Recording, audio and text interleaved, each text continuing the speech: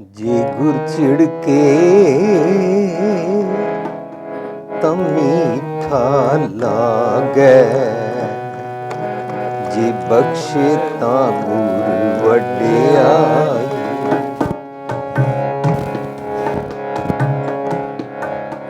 जे गुर छिड़के त मीठा लागे,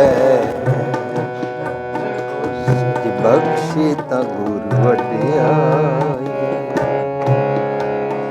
जे गुर छिड़के त मीठा लागे, जे बख्शे वड्याई। गुरमुख बोले सुथाएं पाए, गुरमुख बोले सुथाएं पाए। मन मुख किछ थाए न पाए, मन मुख किछ थाए न पाए। पाला कक्कर बर्फ बरसै, पाला कक्कर बर्फ बरसै। गुर सिख गुर देखण जाई, गुर सिख गुर देखण जाई। जे गुर छिड़के त मीठा लागे,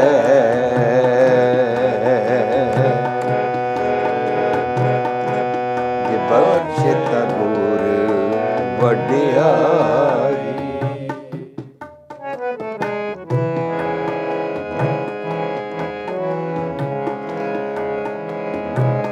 सब दिनस रैन देखो गुर अपना, सब दिनस रैन देखो गुर अपना। विच अखीं गुर पैर तराई, विच अखीं गुर पैर तराई। अनेक उपाय करी गुर कारण, अनेक उपाय करी गुर कारण। गुर पावै सुथाएं पाई, गुर पावै सुथाएं पाई। रैण दिनस गुर चरण आराधी, रैण दिनस गुर चरण आराधी। दया करो मेरे साईं, दया करो मेरे साईं। नानक का जियो पिंड गुरु है, नानक का जियो पिंड गुरु है। गुर मिल त्रिपत अघाई, गुर मिल त्रिपत अघाई। नानक का प्रभु पूर रयो है, जत कत तत गुसाई, जत कत तत गुसाई। जे गुर छिड़के त मीठा लागे,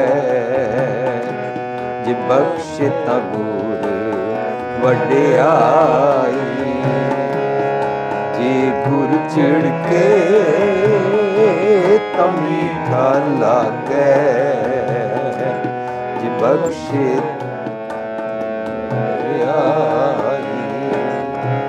ਜੇ ਬਖਸ਼ੇ ਤਾਂ ਗੁਰ ਵਡਿਆਈ, ਜੇ ਬਖਸ਼ੇ ਤਾਂ ਗੁਰ ਵਡਿਆਈ।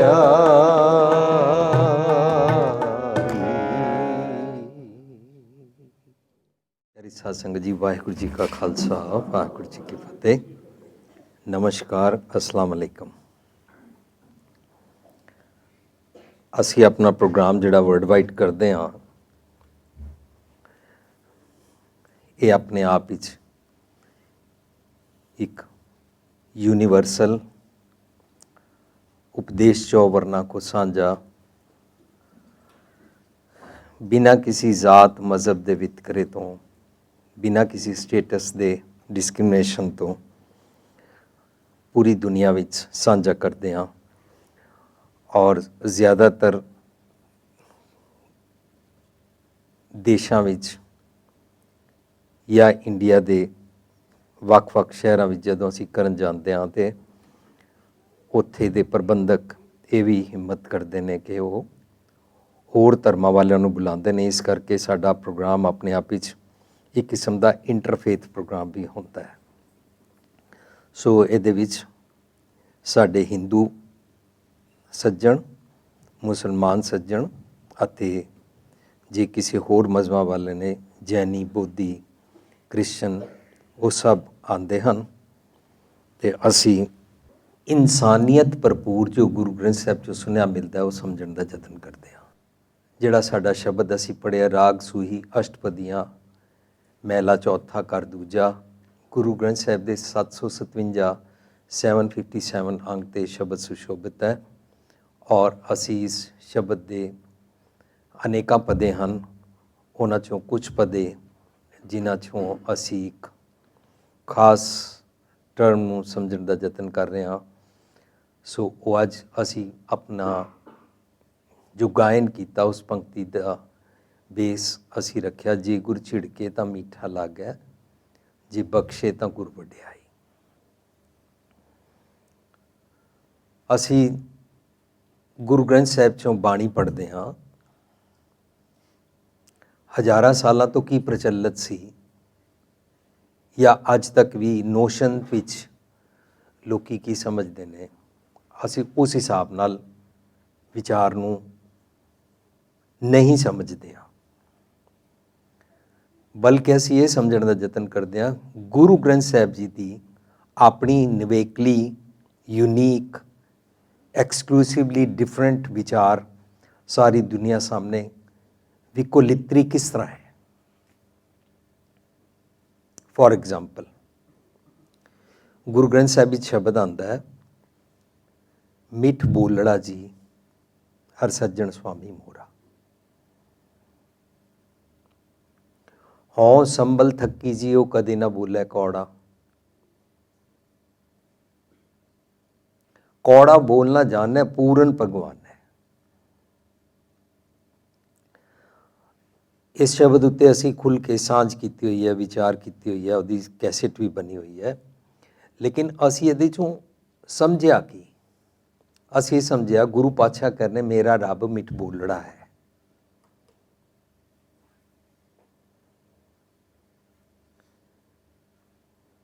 ਮਿੱਠ ਬੋਲੜਾ ਜੀ ਹਰ ਸੱਜਣ ਸੁਆਮੀ ਮੋਰਾ, ਹੋਂ ਸੰਭਲ ਥੱਕੀ ਜੀ ਉਹ ਕਦੇ ਨਾ ਬੋਲੇ ਕੌੜਾ। ਮੇਰਾ ਜਿਹੜਾ ਬਿਲਵਡ ਹੈ, ਮੇਰਾ ਪਿਆਰਾ ਹੈ, ਜਿਹੜਾ ਮੇਰਾ ਸੱਜਣ ਹੈ, ਉਹ ਕੌੜਾ ਕਦੇ ਨਹੀਂ ਬੋਲਦਾ। ਅੱਗੇ ਐਮਫੈਸਿਸ ਕਰਦੇ ਨੇ ਕੌੜਾ ਬੋਲਣਾ ਜਾਣਦਾ ਹੈ, ਉਹ ਕੌੜਾ ਬੋਲਣਾ ਜਾਣਦਾ ਹੀ ਨਹੀਂ ਹੈ।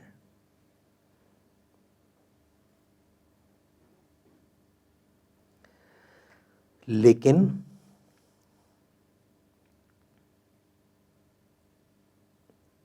ਅਸੀਂ ਸਾਰੇ ਆਪਣੇ ਜੀਵਨ ਵਿੱਚ ਕੌੜਾ ਬੋਲ ਬੋਲਦੇ ਹਾਂ। ਸਾਡਾ ਰੱਬ ਜੀ ਦੇ ਨਾਲ ਮਿਲਾਪ ਨਹੀਂ ਹੈ, ਬਲਕਿ ਕੰਟਰਾਸਟ ਹੈ। माधो हम ऐसे तू ऐसा, हम पापी तुम पाप खंडन नीको ठाकुर देशा, ਤੁਹਾਡਾ ਤੇ ਦੇਸ਼ ਹੀ ਬੜਾ ਗ੍ਰੇਟ ਹੈ, ਬੜਾ ਚੰਗਾ ਵੇ, ਲੇਕਿਨ ਮੈਂ ਜਿਸ ਖਿਆਲਾਂ ਦੇ ਦੇਸ਼ ਵਿੱਚ ਰਹਿੰਦਾ ਵਾਂ ਉਹ ਤਾਂ ਬਿਲਕੁਲ ਡਿਫਰੈਂਟ ਹੈ। ਤੁਮ ਕਰੋ ਭਲਾ ਹਮ ਭਲੋ ਨਾ ਜਾਣਾ, ਤੁਸੀਂ ਭਲਾ ਕਰਦੇ ਹੋ, ਅਸੀਂ ਭਲਾ ਨਹੀਂ ਜਾਣਦੇ ਹਾਂ। ਸੋ ਮੇਰਾ ਤੁਹਾਡੇ ਨਾਲ ਹਰ ਗੱਲ ਤੁਹਾਡਾ ਗੁਣ ਵੇਖ ਕੇ ਮੇਰਾ ਅਵਗੁਣ ਉਹਦੇ ਕੰਟਰਾਸਟ ਵਿੱਚ ਹੈ।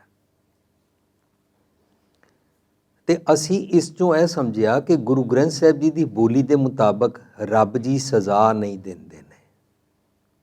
ਸਜ਼ਾ ਕਿਉਂ ਨਹੀਂ ਦਿੰਦੇ ਨੇ? ਕਿਉਂਕਿ ਉਹ ਕੌੜਾ ਬੋਲਦੇ ਹੀ ਨਹੀਂ। ਸਜ਼ਾ ਕਿਉਂ ਨਹੀਂ ਦਿੰਦੇ ਨੇ? ਕਿਉਂਕਿ ਬਾਣੀ ਕਹਿੰਦੀ ਹੈ ਔਗੁਣ ਕੋ ਨਾ ਚਿਤਾਰਦਾ ਗਲ ਛੇਤੀ ਲਾਇਕ। ਸਾਧ ਸੰਗਤ ਜੀ, ਇਹ ਗੁਰਮਤਿ ਦਾ ਬੜਾ ਵੱਡਾ, ਬਹੁਤ ਜ਼ਬਰਦਸਤ ਬੇਸਿਕ ਪੁਆਇੰਟ ਹੈ। ਜੇ ਅਸੀਂ ਇਹ ਨਹੀਂ ਸਮਝਿਆ ਤਾਂ ਅਸੀਂ ਹਜ਼ਾਰਾਂ ਸਾਲ ਤੋਂ ਪੁਰਾਣੀ ਫਿਲਾਸਫੀ ਲੈ ਕੇ ਬੈਠੇ ਹੋਏ ਹਾਂ। ਜਦੋਂ ਬੰਦਾ ਮਰ ਜਾਂਦਾ ਹੈ,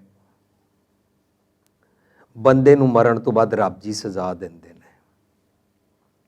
ਮਰਨ ਤੋਂ ਬਾਅਦ ਉਹਦੀ ਜ਼ਿੰਦਗੀ ਭਰ ਦਾ ਲੇਖਾ ਜੋਖਾ ਕਰਕੇ ਉਹਨੂੰ ਜੰਮ ਘਸੀਟ ਕੇ ਲਿਜਾਂਦੇ ਨੇ, ਉਹਨੂੰ ਨਰਕਾਂ 'ਚ ਲਿਜਾਂਦੇ ਨੇ। ਅਸੀਂ ਇਸ ਕਿਸਮ ਦੀ ਬੋਲੀ ਸਮਝ ਕੇ ਬੈਠੇ ਹੋਏ ਹਾਂ। That's the thought process of the people. ਲੋਕਾਂ ਦਾ ਇਸ ਕਿਸਮ ਦਾ ਸੋਚਣੀ ਦਾ ਢੰਗ ਬਣਿਆ ਹੋਇਆ ਹੈ। ਪਰ ਗੁਰੂ ਗ੍ਰੰਥ ਸਾਹਿਬ ਪੜ੍ਹਿਆ ਨਹੀਂ। ਗੁਰੂ ਗ੍ਰੰਥ ਸਾਹਿਬ ਵਿੱਚ ਬਾਣੀ ਕਹਿ ਰਹੀ ਹੈ ਔਗੁਣ ਕੋ ਨਾ ਚਿਤਾਰਦਾ। ਮੈਂ ਔਗੁਣ ਰੋਜ਼ ਅਨੇਕਾਂ ਔਗੁਣ ਕਰਦਾ ਹਾਂ, ਕਰਦੀ ਹਾਂ। ਹਉ ਸੰਭਲ ਥੱਕੀ ਜੀ, ਉਹ ਕਦੇ ਨਾ ਬੋਲੇ ਕੌੜਾ। ਉਹ ਕੌੜਾ ਬੋਲਦੇ ਨਹੀਂ, ਉਹਨੂੰ ਮਾਫ ਕਰ ਦਿੰਦੇ ਨੇ। ਜਦੋਂ ਅਸੀਂ ਸ਼ਬਦ ਪੜ੍ਹਦੇ ਹਾਂ, ਹਰ ਜੀ ਮਾਤਾ, ਹਰ ਜੀ ਪਿਤਾ, ਹਰ ਜੀ ਉਹ ਪ੍ਰਤਪਾਲਕ, ਹਰ ਜੀ ਮੇਰੀ ਸਾਰ ਕਰੇ ਹਮ ਹਰ ਕੇ ਬਾਲਕ। ਤਾਂ ਇਹ ਜਿਹੜਾ ਬਾਲਕ ਹੈ, ਇਹ ਆਮ ਤੌਰ 'ਤੇ ਦੁਨਿਆਵੀ ਤੌਰ 'ਤੇ ਜਿਹੜਾ ਇੱਕ ਮਾਂ ਪਿਓ ਦਾ ਪੁੱਤਰ ਹੁੰਦਾ ਹੈ, ਉਸ ਪੁੱਤਰ ਦੇ ਕੰਪੈਰੀਜ਼ਨ ਵਿੱਚ ਬਾਲਕ ਨਹੀਂ ਹੈ। ਕਿਉਂਕਿ ਮਾਂ ਪਿਓ ਬੱਚੇ ਦੇ ਨਾਲ ਮਿਸਬਿਹੇਵ ਕਰਦੇ ਨੇ, ਮਾਂ ਪਿਓ ਬੱਚੇ ਨੂੰ ਗੁੱਸਾ ਕਰਦੇ ਨੇ। ਬਾਲਕ ਭਾਵੇਂ ਜਿਤਨੀਆਂ ਮਰਜ਼ੀ ਜ਼ਿੱਦਾਂ ਗਲਤੀਆਂ ਕਰੇ, ਲੇਕਿਨ ਮਾਂ ਪਿਓ ਆਪਣੀ ਪੇਰੈਂਟਹੁੱਡ ਜਿਹੜੀ ਹੈ, ਪੇਰੈਂਟਿੰਗ ਜਿਹੜੀ ਹੈ, ਉਹ ਢੰਗ ਨਾਲ ਨਹੀਂ ਨਿਭਾਉਂਦੇ ਨੇ। ਸੋ ਇਹ ਬਾਲਕ ਇਨ ਕੰਪੈਰੀਜ਼ਨ ਟੂ ਦੁਨਿਆਵੀ ਮਾਂ ਪਿਓ ਔਗੁਣ ਕੋ ਨਾ ਚਿਤਾਰਦਾ ਗਲ ਛੇਤੀ ਲਾਇਕ। ਰੱਬ ਜੀ ਮੇਰਾ ਔਗੁਣ ਵੇਖਦੇ ਹੀ ਨਹੀਂ ਨੇ। ਕਿਉਂ? ਕਿਉਂਕਿ ਮਿੱਠ ਬੋਲੜੇ ਨੇ। ਜੇ ਰੱਬ ਜੀ ਮਿੱਠ ਬੋਲੜੇ ਨਾ ਮੰਨੇ ਤਾਂ ਫਿਰ ਮਰਨ ਤੋਂ ਬਾਅਦ ਸਵਰਗ ਔਰ ਨਰਕ ਕੱਢਣਾ ਪਿਆ ਲੋਕਾਂ ਨੂੰ। ਜੇ ਰੱਬ ਜੀ ਮਿੱਠ ਬੋਲੜੇ ਨਾ ਮੰਨੇ, ਔਗੁਣ ਕੋ ਨਾ ਚਿਤਾਰਦਾ ਵਾਲੇ ਨਾ ਮੰਨੇ, ਤਾਂ ਲੋਕਾਂ ਨੂੰ ਮਰਨ ਤੋਂ ਬਾਅਦ ਸਵਰਗ ਨਰਕ, ਜੰਨਤ ਦੋਜ਼ਖ, ਹੈਲ ਔਰ ਹੈਵਨ ਬਣਾਉਣਾ ਪਿਆ। ਵਰਨਾ ਇਹ ਹੈ ਕੋਈ ਨਹੀਂ। ਸੋ ਗੁਰਮਤ ਦਾ ਇਹ ਕੌਨਸੈਪਟ ਜਿਹੜਾ ਹੈ ਨਾ, ਪੂਰੀ ਦੁਨੀਆ ਨਾਲੋਂ ਵੱਖ ਹੈ। ਮੈਂ ਇਸ ਕਰਕੇ ਨਹੀਂ ਕਹਿ ਰਿਹਾ ਕਿ ਅਸੀਂ ਸਿੱਖ ਪਰਿਵਾਰ ਦੇ ਹਾਂ। ਗੁਰੂ ਪਾਤਸ਼ਾਹ ਕਹਿੰਦੇ ਨੇ ਕਿਸੇ ਦਾ ਔਗੁਣ ਵੇਖਣਾ, ਵੇਖ ਕੇ ਫਿਰ ਉਹਨੂੰ ਰਿਅਲਾਈਜ਼ ਕਰਾਉਣਾ, ਫਿਰ ਉਹਨੂੰ ਨੱਕ ਰਗੜਵਾਉਣਾ, ਫਿਰ ਉਹਨੂੰ ਰੈਗਰੈਟ ਫੀਲ ਕਰਾਉਣਾ, ਫਿਰ ਉਹਨੂੰ ਗਿਲਟੀ ਫੀਲ ਕਰਾਉਣਾ, ਫਿਰ ਉਹਨੂੰ ਮਾਫ ਕਰ ਦੇਣਾ, ਇਹ ਨਹੀਂ ਹੈ। ਗੁਰੂ ਪਾਤਸ਼ਾਹ ਕਹਿੰਦੇ ਨੇ ਔਗੁਣ ਕੋ ਨਾ ਚਿਤਾਰਦਾ। ਮੈਂ ਹਰ ਜੀ ਦਾ ਬਾਲਕ ਹਾਂ, ਉਹ ਮੇਰਾ ਔਗੁਣ ਚਿਤਾਰਦੇ ਹੀ ਨਹੀਂ ਨੇ।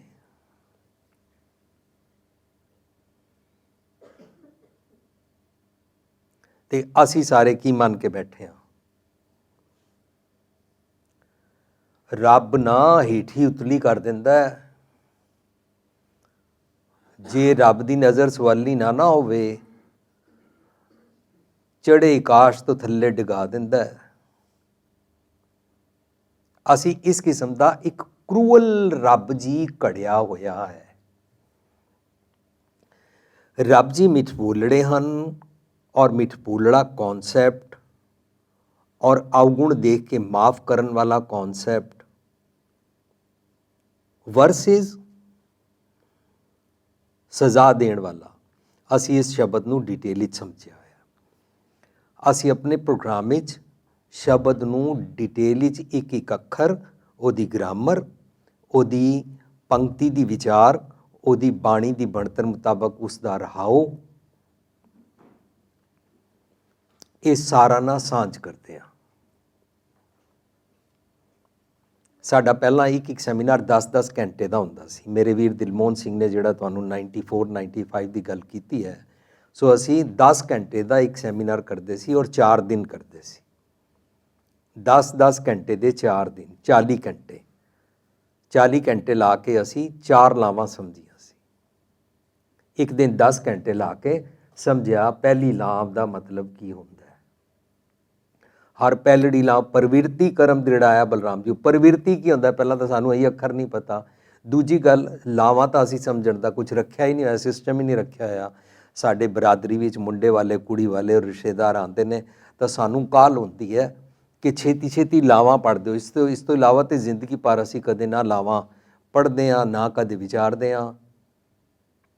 ਸੋ ਅਸੀਂ 4 ਦਿਨਾਂ ਵਿੱਚ ਇਹ ਸਮਝਣ ਦਾ ਯਤਨ ਕੀਤਾ, 4 ਲਾਵਾਂ ਸਿਰਫ ਇੱਕ ਮੁੰਡੇ ਦਾ ਕੁੜੀ ਦੇ ਨਾਲ ਆਨੰਦ ਕਾਰਜ ਵਾਸਤੇ ਨਹੀਂ ਹੈ। ਇਹ ਤਾਂ ਸਾਡਾ ਪੰਥਕ ਸਿਸਟਮ ਬਣਿਆ ਹੋਇਆ, ਸਾਡੀ ਰਹਿਤ ਮਰਿਆਦਾ ਬਣੀ ਹੋਈ ਹੈ। ਲੇਕਿਨ 4 ਲਾਵਾਂ ਮਨੁੱਖ ਦਾ ਰੱਬ ਜੀ ਦੇ ਨਾਲ ਜੀਂਦੇ ਜੀ ਇੱਕ ਮਿਕਤਾ ਵਾਸਤੇ ਵਿਆਹ ਦਾ ਸ਼ਬਦ ਹੈ। ਕੁੜੀ ਮੁੰਡੇ ਦੇ ਪੱਲੇ ਨਹੀਂ ਲੱਗਦੀ ਹੈ, ਬਲਕਿ ਹੱਬੇ ਸਾਕ ਕੁੜਾਵੇ ਡਿੱਠੇ ਤੋਂ ਪੱਲੇ ਟੈਂਡੇ ਲਾਗੀ। ਔਗੁਣਾ ਵਾਲੇ ਸਾਕਾਂ ਦੇ ਨਾਲ ਜਾਨ ਸਾਡੀ ਛੁੱਟਦੀ ਹੈ ਤਾਂ ਅਸੀਂ ਸਤਿਗੁਰ ਦੇ ਪੱਲੇ ਲੱਗਦੇ ਹਾਂ। ਜਾਂ ਅਸੀਂ ਇੰਝ ਕਹਿ ਸਕਦੇ ਹਾਂ, ਜਦੋਂ ਅਸੀਂ ਸਤਿਗੁਰ ਦੇ ਪੱਲੇ ਲੱਗਦੇ ਹਾਂ ਤਾਂ ਅਸੀਂ ਔਗੁਣਾ ਰੂਪੀ ਹੱਬੇ ਸਾਕ ਕੁੜਾਵੇ ਡਿੱਠੇ ਵਾਲੇ ਪਾਸੇ ਜੀਵਨ ਬਤੀਤ ਕਰਦੇ ਹਾਂ। ਫਿਰ ਮਾੜੇ ਖਿਆਲਾਂ ਨੂੰ ਆਪਣਾ ਸਾਕ ਸੰਬੰਧੀ ਰਿਸ਼ਤੇਦਾਰ ਨਹੀਂ ਮੰਨਦੇ ਹਾਂ। ਜਿਸ ਤਰ੍ਹਾਂ ਅਸੀਂ ਆਪਣੇ ਜੀਵਨ ਵਿੱਚ ਸੋਚਦੇ ਹਾਂ ਨਾ, ਵੈਸੇ ਅਸੀਂ ਬਣ ਜਾਂਦੇ ਹਾਂ। ਸਾਡਾ ਕਰੈਕਟਰ, ਸਾਡੀ ਸ਼ਖਸੀਅਤ, ਸਾਡਾ ਆਚਰਣ ਵੈਸੇ ਵਾਲਾ ਬਣ ਜਾਂਦਾ ਹੈ। ਤੇ ਜੈਸਾ ਸਾਡਾ ਆਚਰਣ ਬਣ ਜਾਂਦਾ ਹੈ, ਸਾਡਾ ਪਰਿਵਾਰਕ, ਸਾਡਾ ਬਰਾਦਰੀ ਤੌਰ 'ਤੇ, ਸਾਡਾ ਸਮਾਜਿਕ ਸਿਸਟਮ ਵਿੱਚ ਉੱਠਣ ਬੈਠਣ ਔਰ ਸਾਰਾ ਬਿਹੇਵੀਅਰ ਵੈਸਾ ਹੋ ਜਾਂਦਾ ਹੈ। ਜਿਵੇਂ ਕਿ ਸਾਡੇ ਘਰਾਂ ਵਿੱਚ ਇਸਤਰੀ ਨੂੰ, ਵਿਮੈਨ ਨੂੰ, ਫੀਮੇਲ ਨੂੰ ਬਰਾਬਰਤਾ ਨਹੀਂ ਦਿੱਤੀ ਜਾਂਦੀ, ਜਦ ਕਿ ਬਾਣੀ ਸਾਨੂੰ ਬਰਾਬਰਤਾ ਸਿਖਾਉਂਦੀ ਹੈ।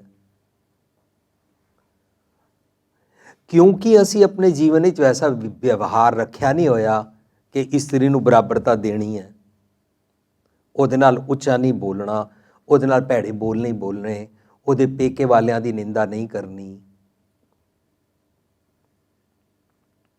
ਇਹ ਅਸੀਂ ਆਪਣੇ ਬਿਹੇਵੀਅਰ ਵਿੱਚ ਨਹੀਂ ਰੱਖਿਆ। ਇਸ ਕਰਕੇ ਜਦੋਂ ਅਸੀਂ ਸ਼ਬਦ ਪੜ੍ਹਦੇ ਹਾਂ, ਜਿਨ੍ਹਾਂ ਹਿਰਦੈ ਨਾਮ ਨਾ ਬਸਿਓ ਤਿਨ ਮਾਤ ਕੀ ਜ਼ਹਿਰ ਬਾਂਝਾ, ਇਹਦੇ ਅਰਥ ਅਸੀਂ ਇਹ ਕਰਦੇ ਰਹਿੰਦੇ ਹਾਂ ਕਿ ਉਹਦੀ ਮਾਂ ਨੂੰ ਪਕੜ ਕੇ ਬਾਂਝ ਕਰ ਦਿਓ, ਕਿਉਂਕਿ ਸਾਨੂੰ ਆਦਤ ਪਈ ਹੋਈ ਹੈ। ਜੇ ਮੇਰਾ ਬੱਚਾ ਚੰਗਾ ਨਿਕਲੇ ਤਾਂ ਮੈਂ ਕਹਿੰਦਾ ਆਖਿਰਕਾਰ ਪੁੱਤਰ ਕਿਹਦਾ ਹੈ, ਤਾਂ ਵਡਿਆਈ ਮੈਂ ਆਪਣੇ ਆਪ ਨੂੰ ਦਿੰਦਾ ਕਿਉਂਕਿ ਮੈਂ ਮਰਦ ਹਾਂ। ਲੇਕਿਨ ਜੇ ਬੱਚਾ ਵਿਗੜ ਜਾਏ ਤਾਂ ਅਸੀਂ ਘਰ ਦੀ ਮਾਂ ਨੂੰ, ਜਨਾਨੀ ਨੂੰ ਕਹਿੰਦੇ ਹਾਂ ਤੂੰ ਵਿਗਾੜਿਆ ਹੈ। ਅਸੀਂ ਹਰ ਬਲੇਮ ਉਹਦੇ ਸਿਰ ਤੇ ਪਾਉਂਦੇ ਹਾਂ। ਕਿਉਂ? ਅਸੀਂ ਡਿਸਕ੍ਰਿਮੀਨੇਸ਼ਨ ਰੱਖੀ ਹੋਈ ਹੈ, ਕਿਉਂਕਿ ਅਸੀਂ ਉਸ ਨੂੰ ਨਹੀਂ ਜੀਂਦੇ ਹਾਂ। ਇਸ ਕਰਕੇ ਅਸੀਂ ਸ਼ਬਦਾਂ ਦੇ ਅਰਥ ਵੀ ਆਪਣੇ ਮੁਤਾਬਕ ਕਰ ਲੈਂਦੇ ਹਾਂ। ਉਹ ਜੀ ਆਇਆ ਲਫ਼ਜ਼ ਵਰਤਿਆ ਜਾਂਦਾ ਆਮ ਤੌਰ 'ਤੇ, ਜੰਨੀ ਜਨੇ ਤਾਂ ਭਗਤ ਜਨ ਕਹਿ ਦਾਤਾ ਕਸੂਰ, ਨਹੀਂ ਤਾਂ ਜੰਨੀ ਬਾਂਝ ਰੇ ਕਾਏ ਗਵਾਵੇ ਨੂਰ। ਉਹਨੂੰ ਤੇ ਬਾਂਝ ਹੋ ਜਾਣਾ ਚਾਹੀਦਾ ਸੀ, ਜਦ ਕਿ ਇਹ ਬਾਣੀ ਨਹੀਂ ਹੈ। ਜੰਨੀ ਜਨੇ ਤਾਂ ਭਗਤ ਜਨ, ਇਹ ਗੁਰੂ ਗ੍ਰੰਥ ਸਾਹਿਬ ਦੀ ਬਾਣੀ ਨਹੀਂ ਹੈ। ਜਦੋਂ ਅਸੀਂ ਬਰਾਬਰਤਾ ਵਾਲਾ ਜੀਵਨ ਜੀਣ ਲੱਗਦੇ ਹਾਂ ਤਾਂ ਅਸੀਂ ਫਿਰ ਇਸਤਰੀ ਉੱਤੇ ਬਲੇਮ ਨਹੀਂ ਲਗਾਉਂਦੇ ਹਾਂ। ਜੇ ਸਾਡਾ ਵੈਸਾ ਸੋਚਣੀ ਦਾ ਢੰਗ ਬਣ ਜਾਂਦਾ ਹੈ ਤਾਂ ਫਿਰ ਬਾਣੀ ਦੇ ਅਰਥ ਪੜ੍ਹਦੇ ਹਾਂ ਤਾਂ ਉਹ ਅਰਥ ਪਤਾ ਲੱਗਦੇ ਨੇ, ਇਹ ਕਿਸੇ ਸਰੀਰਕ ਤੌਰ 'ਤੇ ਬੱਚਾ ਜੰਮਣ ਵਾਲੀ ਮਾਂ ਬਾਰੇ ਸ਼ਬਦ ਨਹੀਂ ਚੱਲ ਰਿਹਾ, ਬਲਕਿ ਮੱਤ ਬਾਰੇ ਚੱਲ ਰਿਹਾ ਹੈ। ਤਿਨ ਮਾਤ ਕੀ ਜ਼ਹਿਰ ਬਾਂਝਾ, ਉਹਦੀ ਮੱਤ ਬਾਂਝ ਹੋ ਜਾਂਦੀ ਹੈ, ਉਹ ਚੰਗਾ ਸੋਚ ਨਹੀਂ ਸਕਦਾ। ਜੋ ਇਨਸਾਨ ਚੰਗਾ ਸੋਚ ਨਹੀਂ ਸਕਦਾ, ਮੰਨਣਾ ਪਏਗਾ ਕਿ ਉਸਦੇ ਮਨ ਦਾ ਥਾਟ ਪ੍ਰੋਸੈਸ, ਉਹਦਾ ਸੋਚਣੀ ਦਾ ਢੰਗ ਕੰਟੈਂਟਡ, ਸੰਤੋਖੀ ਨਹੀਂ ਹੈ। ਤੇ ਜਿਹਦਾ ਕੰਟੈਂਟਡ ਸੰਤੋਖੀ ਨਾ ਹੋਵੇ, ਉਸ ਦਾ ਮਨ, ਇਸ ਸਾਰੀ ਸ੍ਰਿਸ਼ਟੀ ਵਿੱਚ ਇੱਕੋ ਇੱਕ ਚੀਜ਼ ਹੈ, ਮਨ ਜੋ ਰੱਬ ਦੀ ਰਜ਼ਾ ਅਨੁਸਾਰ ਚੱਲਣਾ ਨਹੀਂ ਚਾਹੁੰਦਾ।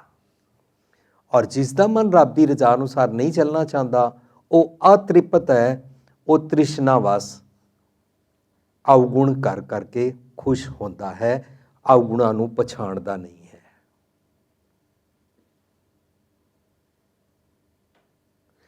ਮੈਂ ਕੰਪੇਅਰ ਕਰਨਾ ਸੀ ਕਿ ਮਾਤਾ ਪਿਤਾ ਬੱਚੇ ਨੂੰ ਕਿਸ ਤਰ੍ਹਾਂ ਡੀਲ ਕਰਦੇ ਨੇ ਔਰ ਬਾਣੀ ਨੂੰ ਕਿਸ ਤਰ੍ਹਾਂ ਸਮਝਦੇ ਨੇ। ਜੇ ਅਸੀਂ ਅਵਗੁਣ ਕਰਦੇ ਹਾਂ, ਅਸੀਂ ਵੱਡੇ ਸਾਰੇ। ਜੇ ਕੋਈ ਅਵਗੁਣ ਕਰਦਾ ਤੇ ਉਹਨੂੰ ਬਖਸ਼ਦੇ ਨਹੀਂ ਆ,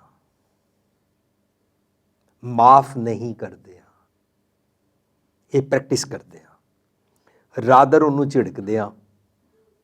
ਝਿੜਕਣਾ ਹੁੰਦਾ ਘੂਰੀ ਵੱਟਣਾ, ਸਟੀਅਰਿੰਗ ਕਰਨਾ, ਗੁੱਸਾ ਕਰਨਾ, ਧਮਕੀ ਦੇਣਾ, ਵਾਰਨਿੰਗ ਦੇਣਾ, ਇਹ ਝਿੜਕੇ ਦੇ ਲਫ਼ਜ਼ੀ ਅਰਥ ਨੇ। ਕੀ ਗੁਰੂ ਇੰਜ ਕਰਦਾ? ਗੁਰੂ ਝਿੜਕਦਾ? ਗੁਰੂ ਕਦੇ ਵਾਰਨਿੰਗ ਦਿੰਦਾ?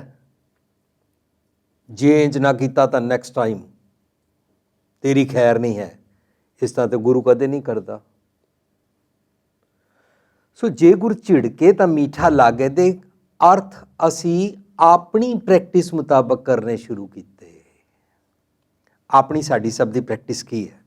ਸਾਡਾ ਬੱਚਾ ਕਹਿੰਦਾ ਪਾਪਾ ਮੈਨੂੰ ਚਾਕਲੇਟ ਲੈ ਦਿਓ, ਸਾਡਾ ਬੱਚਾ ਕਹਿੰਦਾ ਮੈਨੂੰ ਟੌਏ ਲੈ ਦਿਓ,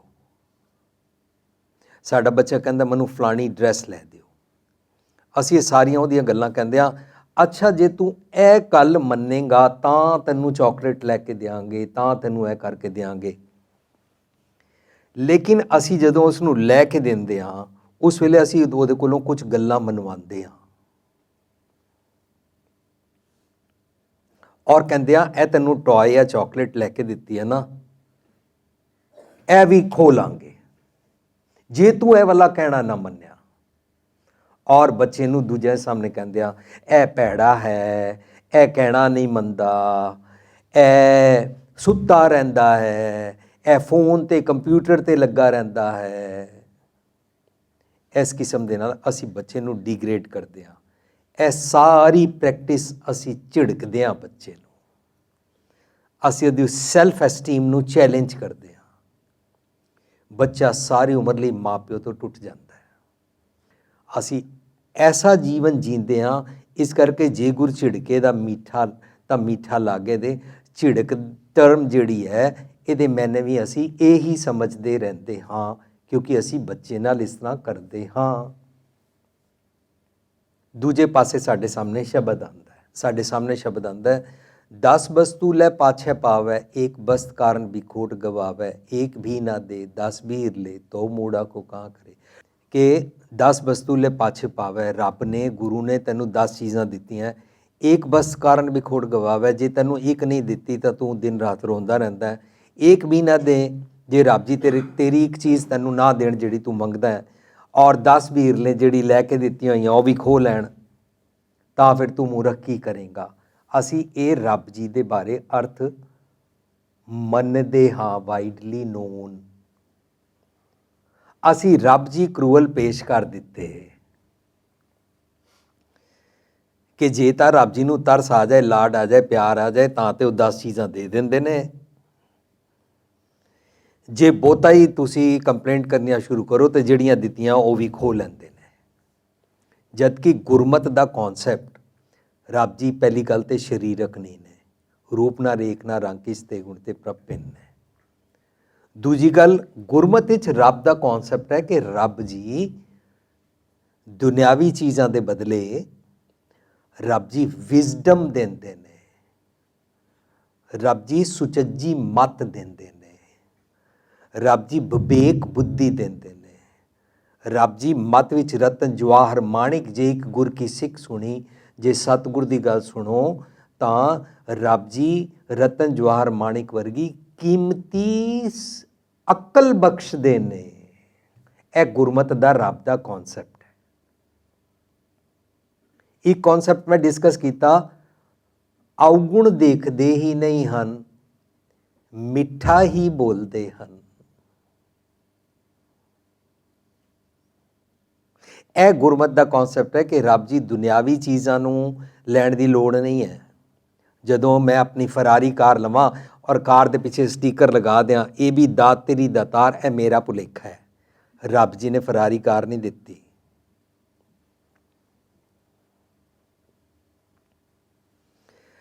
ਰੱਬ ਜੀ ਦੀ ਦਾਤ ਦੇਂਦਾ ਦੇ ਲੈਂਦੇ ਥੱਕ ਪਾਏ, ਜੁਗਾ ਜੁਗੰਤਰ ਖਾ ਹੀ ਖਾਏ। ਜੇ ਰੱਬ ਜੀ ਦੀ ਦਾਤ ਫਰਾਰੀ ਕਾਰ ਹੁੰਦੀ ਤਾਂ ਉਹਨੂੰ ਖਾਵਾਂਗਾ ਮੈਂ ਕਿਵੇਂ?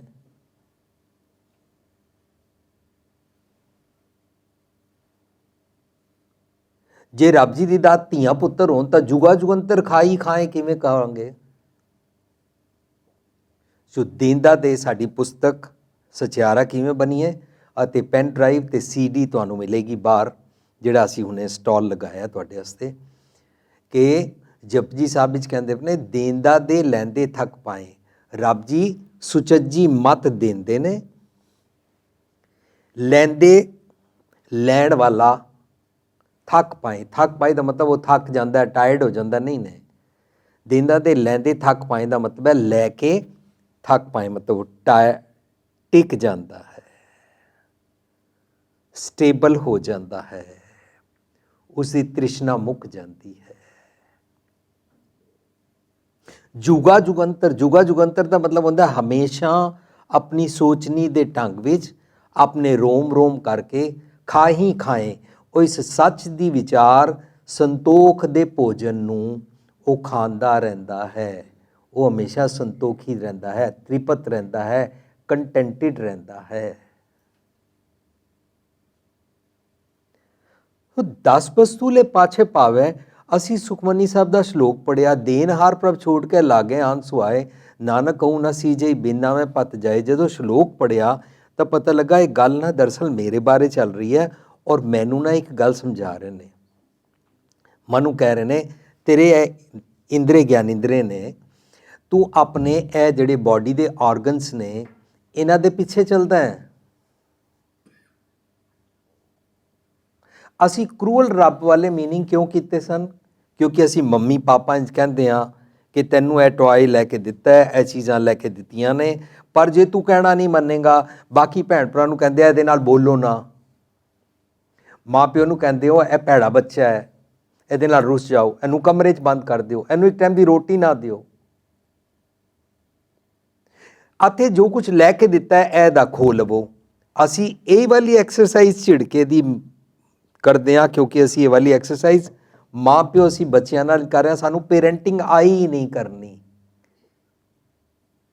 ਰੱਬ ਜੀ ਨੂੰ ਹਰਜੀ ਮਾਤਾ ਹਰਜੀ ਪਿਤਾ ਕਹਿ ਰਹੇ ਹਾਂ, ਪਰ ਸਾਨੂੰ ਪੇਰੈਂਟਿੰਗ ਕਰਨੀ ਨਹੀਂ ਆਈ। ਰਾਮਈਆ ਮੁਬਾਰਕ ਤੇਰਾ ਕਾਏ ਨਾ ਖੰਡਸ ਅਵਗੁਣ ਮੇਰਾ, ਸਾਨੂੰ ਕਰਨਾ ਆਇਆ ਹੀ ਨਹੀਂ। ਸੁਤ ਅਪਰਾਧ ਕਰਤ ਹੈ ਜੇ ਤੇ ਜੰਨੀ ਚੀਤ ਨਾ ਰਾਖਸ ਦੇ ਤੇ ਮਾਂ। ਪਰ ਪੇਰੈਂਟਿੰਗ ਵਿੱਚ ਮਾਂ ਪਿਓ ਦੋਨੋਂ ਬੱਚੇ ਦੀ ਗਲਤੀ ਨੂੰ ਚਿੱਤ 'ਚ ਰੱਖਦੇ ਹੀ ਨਹੀਂ ਨੇ। ਇਹ ਜਾਚ ਤੇ ਸਾਨੂੰ ਆਈ ਨਹੀਂ। ਸੋ ਅੱਜ ਦੇ ਟੌਪਿਕ ਵਿੱਚ ਅਸੀਂ ਇਹ ਰੱਖਿਆ ਕੌਨਸੈਪਟ ਕਿ ਸਪਿਰਿਚੁਅਲਿਟੀ ਮੇਰੇ ਰੋਜ਼ਮर्रा ਦੇ ਜੀਵਨ ਵਿੱਚ ਕਿਸੇ ਮਰਜ਼ੀ ਏਜ ਵਿੱਚ, ਜਿਸ ਮਰਜ਼ੀ ਈਰਾ ਵਿੱਚ, ਜਿਸ ਮਰਜ਼ੀ ਯੁੱਗ ਵਿੱਚ, ਜਿਸ ਮਰਜ਼ੀ ਜੈਂਡਰ ਦਾ ਮੈਂ ਹਾਂ, ਭਾਵੇਂ ਇਸਤਰੀਆਂ ਮਰਦ ਆ, ਜਿਹੜੀ ਮਰਜ਼ੀ ਏਜ ਦਾ ਮੈਂ ਹਾਂ, ਮੁੰਡਾ ਹਾਂ ਕੁੜੀ ਹਾਂ, ਨੌਜਵਾਨ ਹਾਂ ਬੁੱਢਾ ਹਾਂ, ਪੜ੍ਹਦਾ ਹਾਂ ਨਹੀਂ ਪੜ੍ਹਦਾ ਹਾਂ, ਬਿਜ਼ਨਸ ਕਰਦਾ ਨੌਕਰੀ ਕਰਦਾ, ਹਾਊਸ ਵਾਈਫ ਹਾਂ, ਜੋ ਮਰਜ਼ੀ ਹਾਂ, ਇਹ ਤਾਂ ਮੈਨੂੰ ਜੀਣਾ ਹੀ ਨਹੀਂ ਆਇਆ ਕਿ ਰੱਬ ਜੀ ਵਾਂਗੂ ਪੇਰੈਂਟਿੰਗ ਕਿਵੇਂ ਕਰੀਦਾ ਹੈ, ਰੱਬ ਜੀ ਵਾਂਗੂ ਇੱਕ ਦੂਜੇ ਨਾਲ ਬਿਹੇਵ ਕਿਵੇਂ ਕਰੀਦਾ ਹੈ। ਜੇ ਗੁਰ ਝਿੜਕੇ ਤਾਂ ਮੀਠਾ ਲੱਗ ਹੈ। ਮੀਠਾ ਮਿੱਠ ਬੋਲੜਾ ਜੀ ਨੇ ਔਰ ਕੌੜਾ ਬੋਲਦੇ ਨਹੀਂ ਨੇ। ਤਾਂ ਅਸੀਂ ਜਦੋਂ ਉਸ ਸ਼ਲੋਕ ਨੂੰ ਵਿਚਾਰਿਆ ਤਾਂ ਪਤਾ ਲੱਗਾ ਗੁਰੂ ਪਾਤਸ਼ਾਹ ਕਹਿ ਰਹੇ ਨੇ 10 ਵਸਤੂ ਲੈ ਪਾਛੇ ਪਾਵੈ। ਮਨੂੰ ਸਮਝਾ ਰਹੇ ਨੇ ਤੂੰ 10 ਵਸਤੂਆਂ ਦੇ ਪਿੱਛੇ ਚੱਲਦਾ ਹੈ। ਆਪਣੀ ਅੱਖ ਨੱਕ ਕੰਨ ਤੇਰੇ ਆਰਗਨਸ ਤੈਨੂੰ ਜਿਸ ਤਰ੍ਹਾਂ ਟੈਂਪਟਿੰਗ ਕਰਾਉਂਦੇ ਨੇ ਉਹਨਾਂ ਦੇ ਪਿੱਛੇ ਐਂ ਚੱਲਦਾ ਹੈ। ਇੱਕ ਬਸਤ ਕਾਰਨ, ਉਹ ਇੱਕ ਬਸਤ ਕੀ ਹੈ? ਇੱਕ ਨੈਕਸਟ ਆਈਟਮ ਨਹੀਂ ਮੰਗੀ ਜਾ ਰਹੀ। ਇੱਕ ਬਸਤ ਦਾ ਮਤਲਬ ਹੈ ਸਿਰਫ ਇੱਕ ਚੀਜ਼, ਸਤਿਗੁਰ ਦੀ ਮੱਤ ਜਾਂ ਵਿਜ਼ਡਮ ਜਾਂ ਵਿਵੇਕ ਬੁੱਧੀ ਤੂੰ ਨਹੀਂ ਲੈਂਦਾ। ਇੱਕ ਬਸਤ ਕਾਰਨ ਬਿਖੋਟ ਗਵਾਵੇਂ। ਖੋਟ ਹੁੰਦਾ ਹੈ ਡਿਸੀਟਫੁਲਨੈਸ, ਖੋਟ ਹੁੰਦਾ ਹੈ ਚੀਟਿੰਗ, ਝੂਠ ਬੋਲਣ ਵਾਲੀ ਭੈੜੀ ਮੱਤ। ਖੋਟ ਦਾ ਉਲਟਾ ਹੁੰਦਾ ਬਿਖੋਟ। ਬਿਨਾ ਖੋਟ ਵਾਲੀ ਅਕਲ ਉਹ ਤੂੰ ਗਵਾ ਲੈਣਾ। ਕਦੋਂ ਗਵਾ ਲੈਣਾ? ਆਪਣੀ ਇਨੋਸੈਂਸ ਕਦੋਂ ਗਵਾ ਲੈਣਾ? ਜਦੋਂ ਤੂੰ ਆਪਣੇ ਇੰਦਰੀ ਗਿਆਨੇਂਦਰੀਆਂ ਦੀ ਟੈਂਪਟਿੰਗ ਤ੍ਰਿਸ਼ਨਾ ਵਾਲੀ ਜੀਵਨੀ ਜੀਂਦਾ ਹੈ। ਮਨੂ ਕਹਿ ਰਹੇ ਨੇ, ਰੱਬ ਜੀ ਬਾਰੇ ਨਹੀਂ ਕਹਿ ਰਹੇ ਨੇ। ਇਹ 10 ਵਸਤੂ ਲੈ ਮੀਨਸ ਆਪਣੇ ਸਰੀਰ ਦੇ ਪਿੱਛੇ ਪਿਆ ਰਹਿਣਾ। ਇੱਕ ਵਸਤ ਕਾਰਨ ਤੂੰ ਇਹ ਅਕਲ ਨਹੀਂ ਸਿੱਖਦਾ ਕਿ ਇਸ ਸਰੀਰ ਨੂੰ ਜੀਵੀ ਦਾ ਢੰਗ ਨਾਲ, ਸਪਿਰਿਚੁਅਲਿਟੀ ਦੇ, ਰੂਹਾਨੀਅਤ ਦੇ ਢੰਗ ਨਾਲ ਕਿਵੇਂ ਜੀਵੀਦਾ ਹੈ।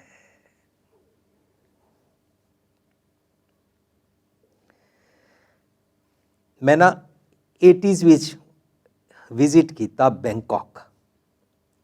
ਤਾਂ ਉੱਥੇ ਇੱਕ ਮਾਂ ਜੀ ਮੈਨੂੰ ਕਹਿੰਦੇ ਨੇ, ਬੈਂਕਾਕ ਦੀ ਨਾ ਬੋਲੀ ਉੱਚਾ ਨਹੀਂ ਬੋਲਦੇ ਨੇ। ਬੈਂਕਾਕ ਦੀ ਬੋਲੀ ਨਾ ਥਾਈ ਲੈਂਗੁਏਜ ਮਿਊਜ਼ੀਕਲ ਹੈ। ਮੈਂ ਕਿਹਾ ਅੱਛਾ।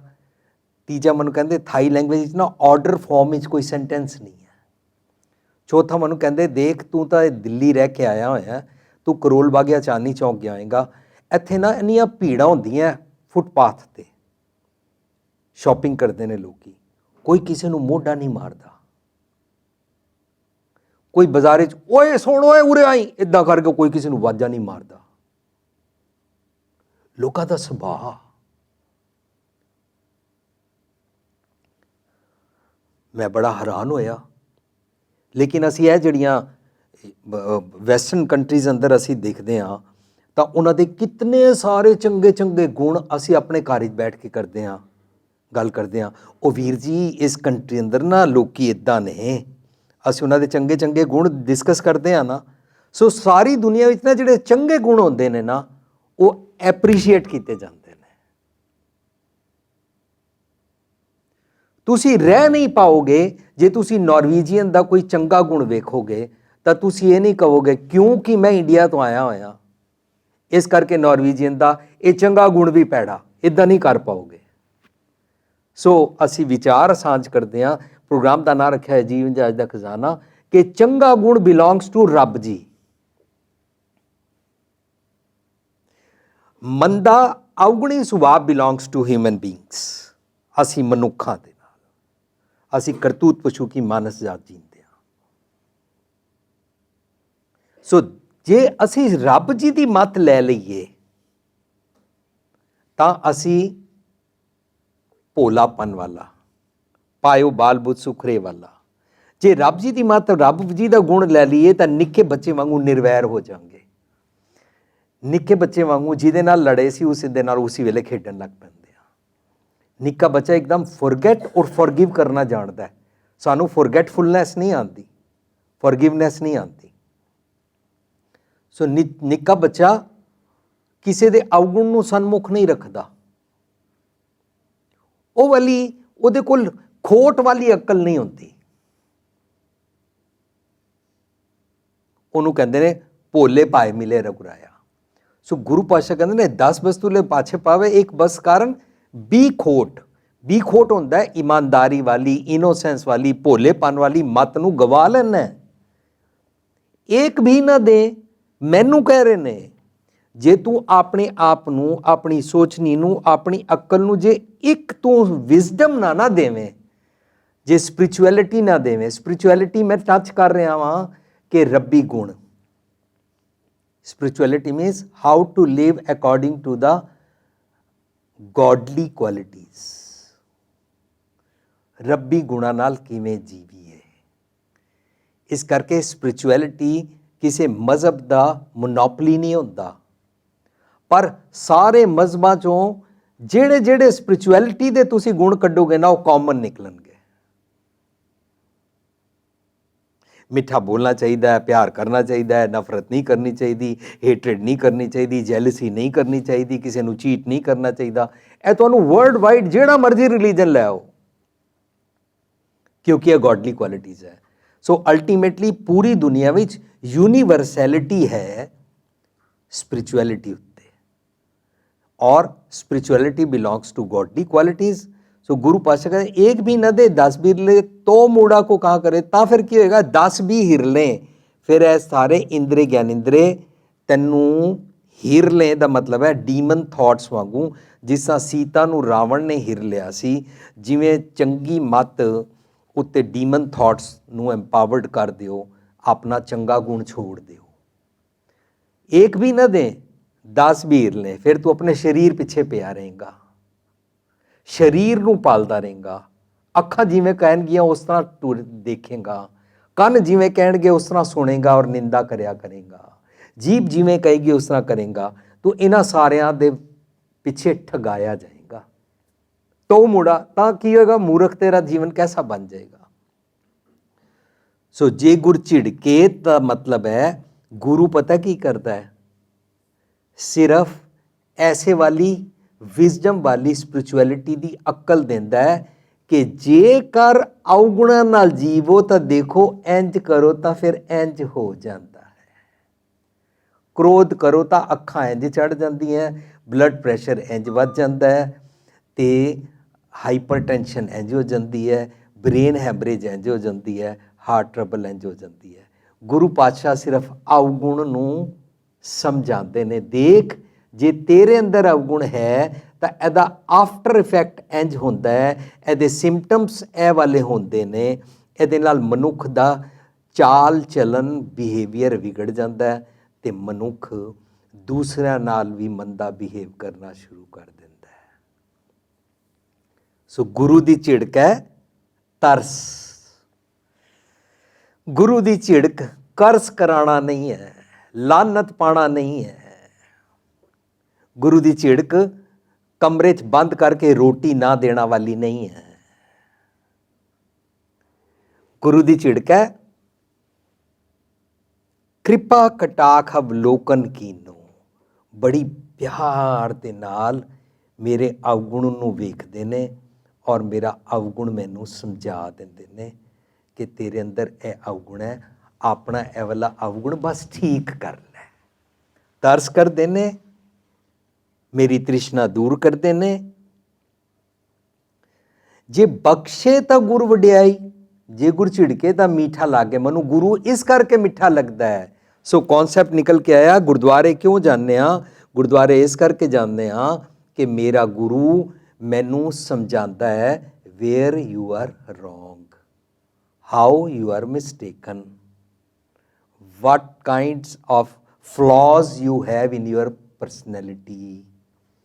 ਅੱਜ ਕਾਰਪੋਰੇਟ ਸੈਕਟਰ ਅੰਦਰ ਵੱਡੇ ਵੱਡੇ ਢੰਗ ਦੇ ਨਾਲ ਬੜੇ ਕੈਚੀ ਵਰਡਸ ਯੂਜ਼ ਕਰਕੇ ਲੈਕਚਰਸ ਕੀਤੇ ਜਾਂਦੇ ਨੇ, 7 golden rules to enhance your personality, how to convince others, what to wear, how to talk, ਇਸ ਕਿਸਮ ਦੇ ਉਹਨਾਂ ਦੇ 'ਚ ਲੈਕਚਰਸ ਹੁੰਦੇ ਨੇ। ਗੁਰੂ ਸਾਨੂੰ ਸਿਖਾਉਂਦਾ ਹੈ, ਇਹ ਮਨ ਸੁੰਦਰ ਆਪਣਾ ਹਰਨਾਮ ਜੀਠੇ ਰੰਗ ਨਹੀਂ, ਤੂੰ ਆਪਣੇ ਮਨ ਨੂੰ ਸੁੰਦਰ ਬਣਾ ਲੈ ਤਾਂ ਕਿਵੇਂ ਤੂੰ ਸੋਹਣਾ ਸੁਚੱਜਾ ਜੀਵਨ ਜੀ ਸਕਦਾ ਹੈ। ਇਸ ਕਰਕੇ ਗੁਰੂ ਮੈਨੂੰ ਮਿੱਠਾ ਲੱਗਦਾ ਹੈ। ਜੇ ਬਖਸ਼ੇ ਤਾਂ ਗੁਰ ਵਡਿਆਈ, ਬਖਸ਼ੇ ਦਾ ਮਤਲਬ ਮਾਫ ਕਰਨਾ ਨਹੀਂ ਹੁੰਦਾ, ਕਿਉਂਕਿ ਅਸੀਂ ਪੜ੍ਹ ਚੁੱਕੇ ਹਾਂ ਕਿ ਉਹ ਮੇਰੇ ਅਵਗੁਣ ਦੇਖਦਾ ਹੀ ਨਹੀਂ, ਚਿਤਾਰਦਾ ਹੀ ਨਹੀਂ, ਮੈਨੂੰ ਲਾਹਨਤ ਪਾਉਂਦਾ ਹੀ ਨਹੀਂ, ਮੈਨੂੰ ਗਿਲਟ ਫੀਲ ਹੀ ਨਹੀਂ ਕਰਾਉਂਦਾ, ਮੈਨੂੰ ਜ਼ਬਰਦਸਤੀ ਨੱਕ ਨਹੀਂ ਰਗੜਵਾਉਂਦਾ। ਫਿਰ ਬਖਸ਼ੇ ਦਾ ਮਤਲਬ ਕੀ ਹੈ?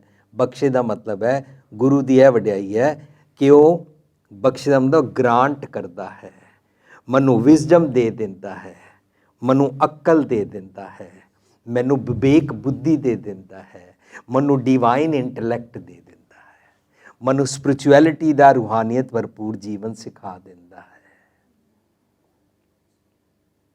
Very simple.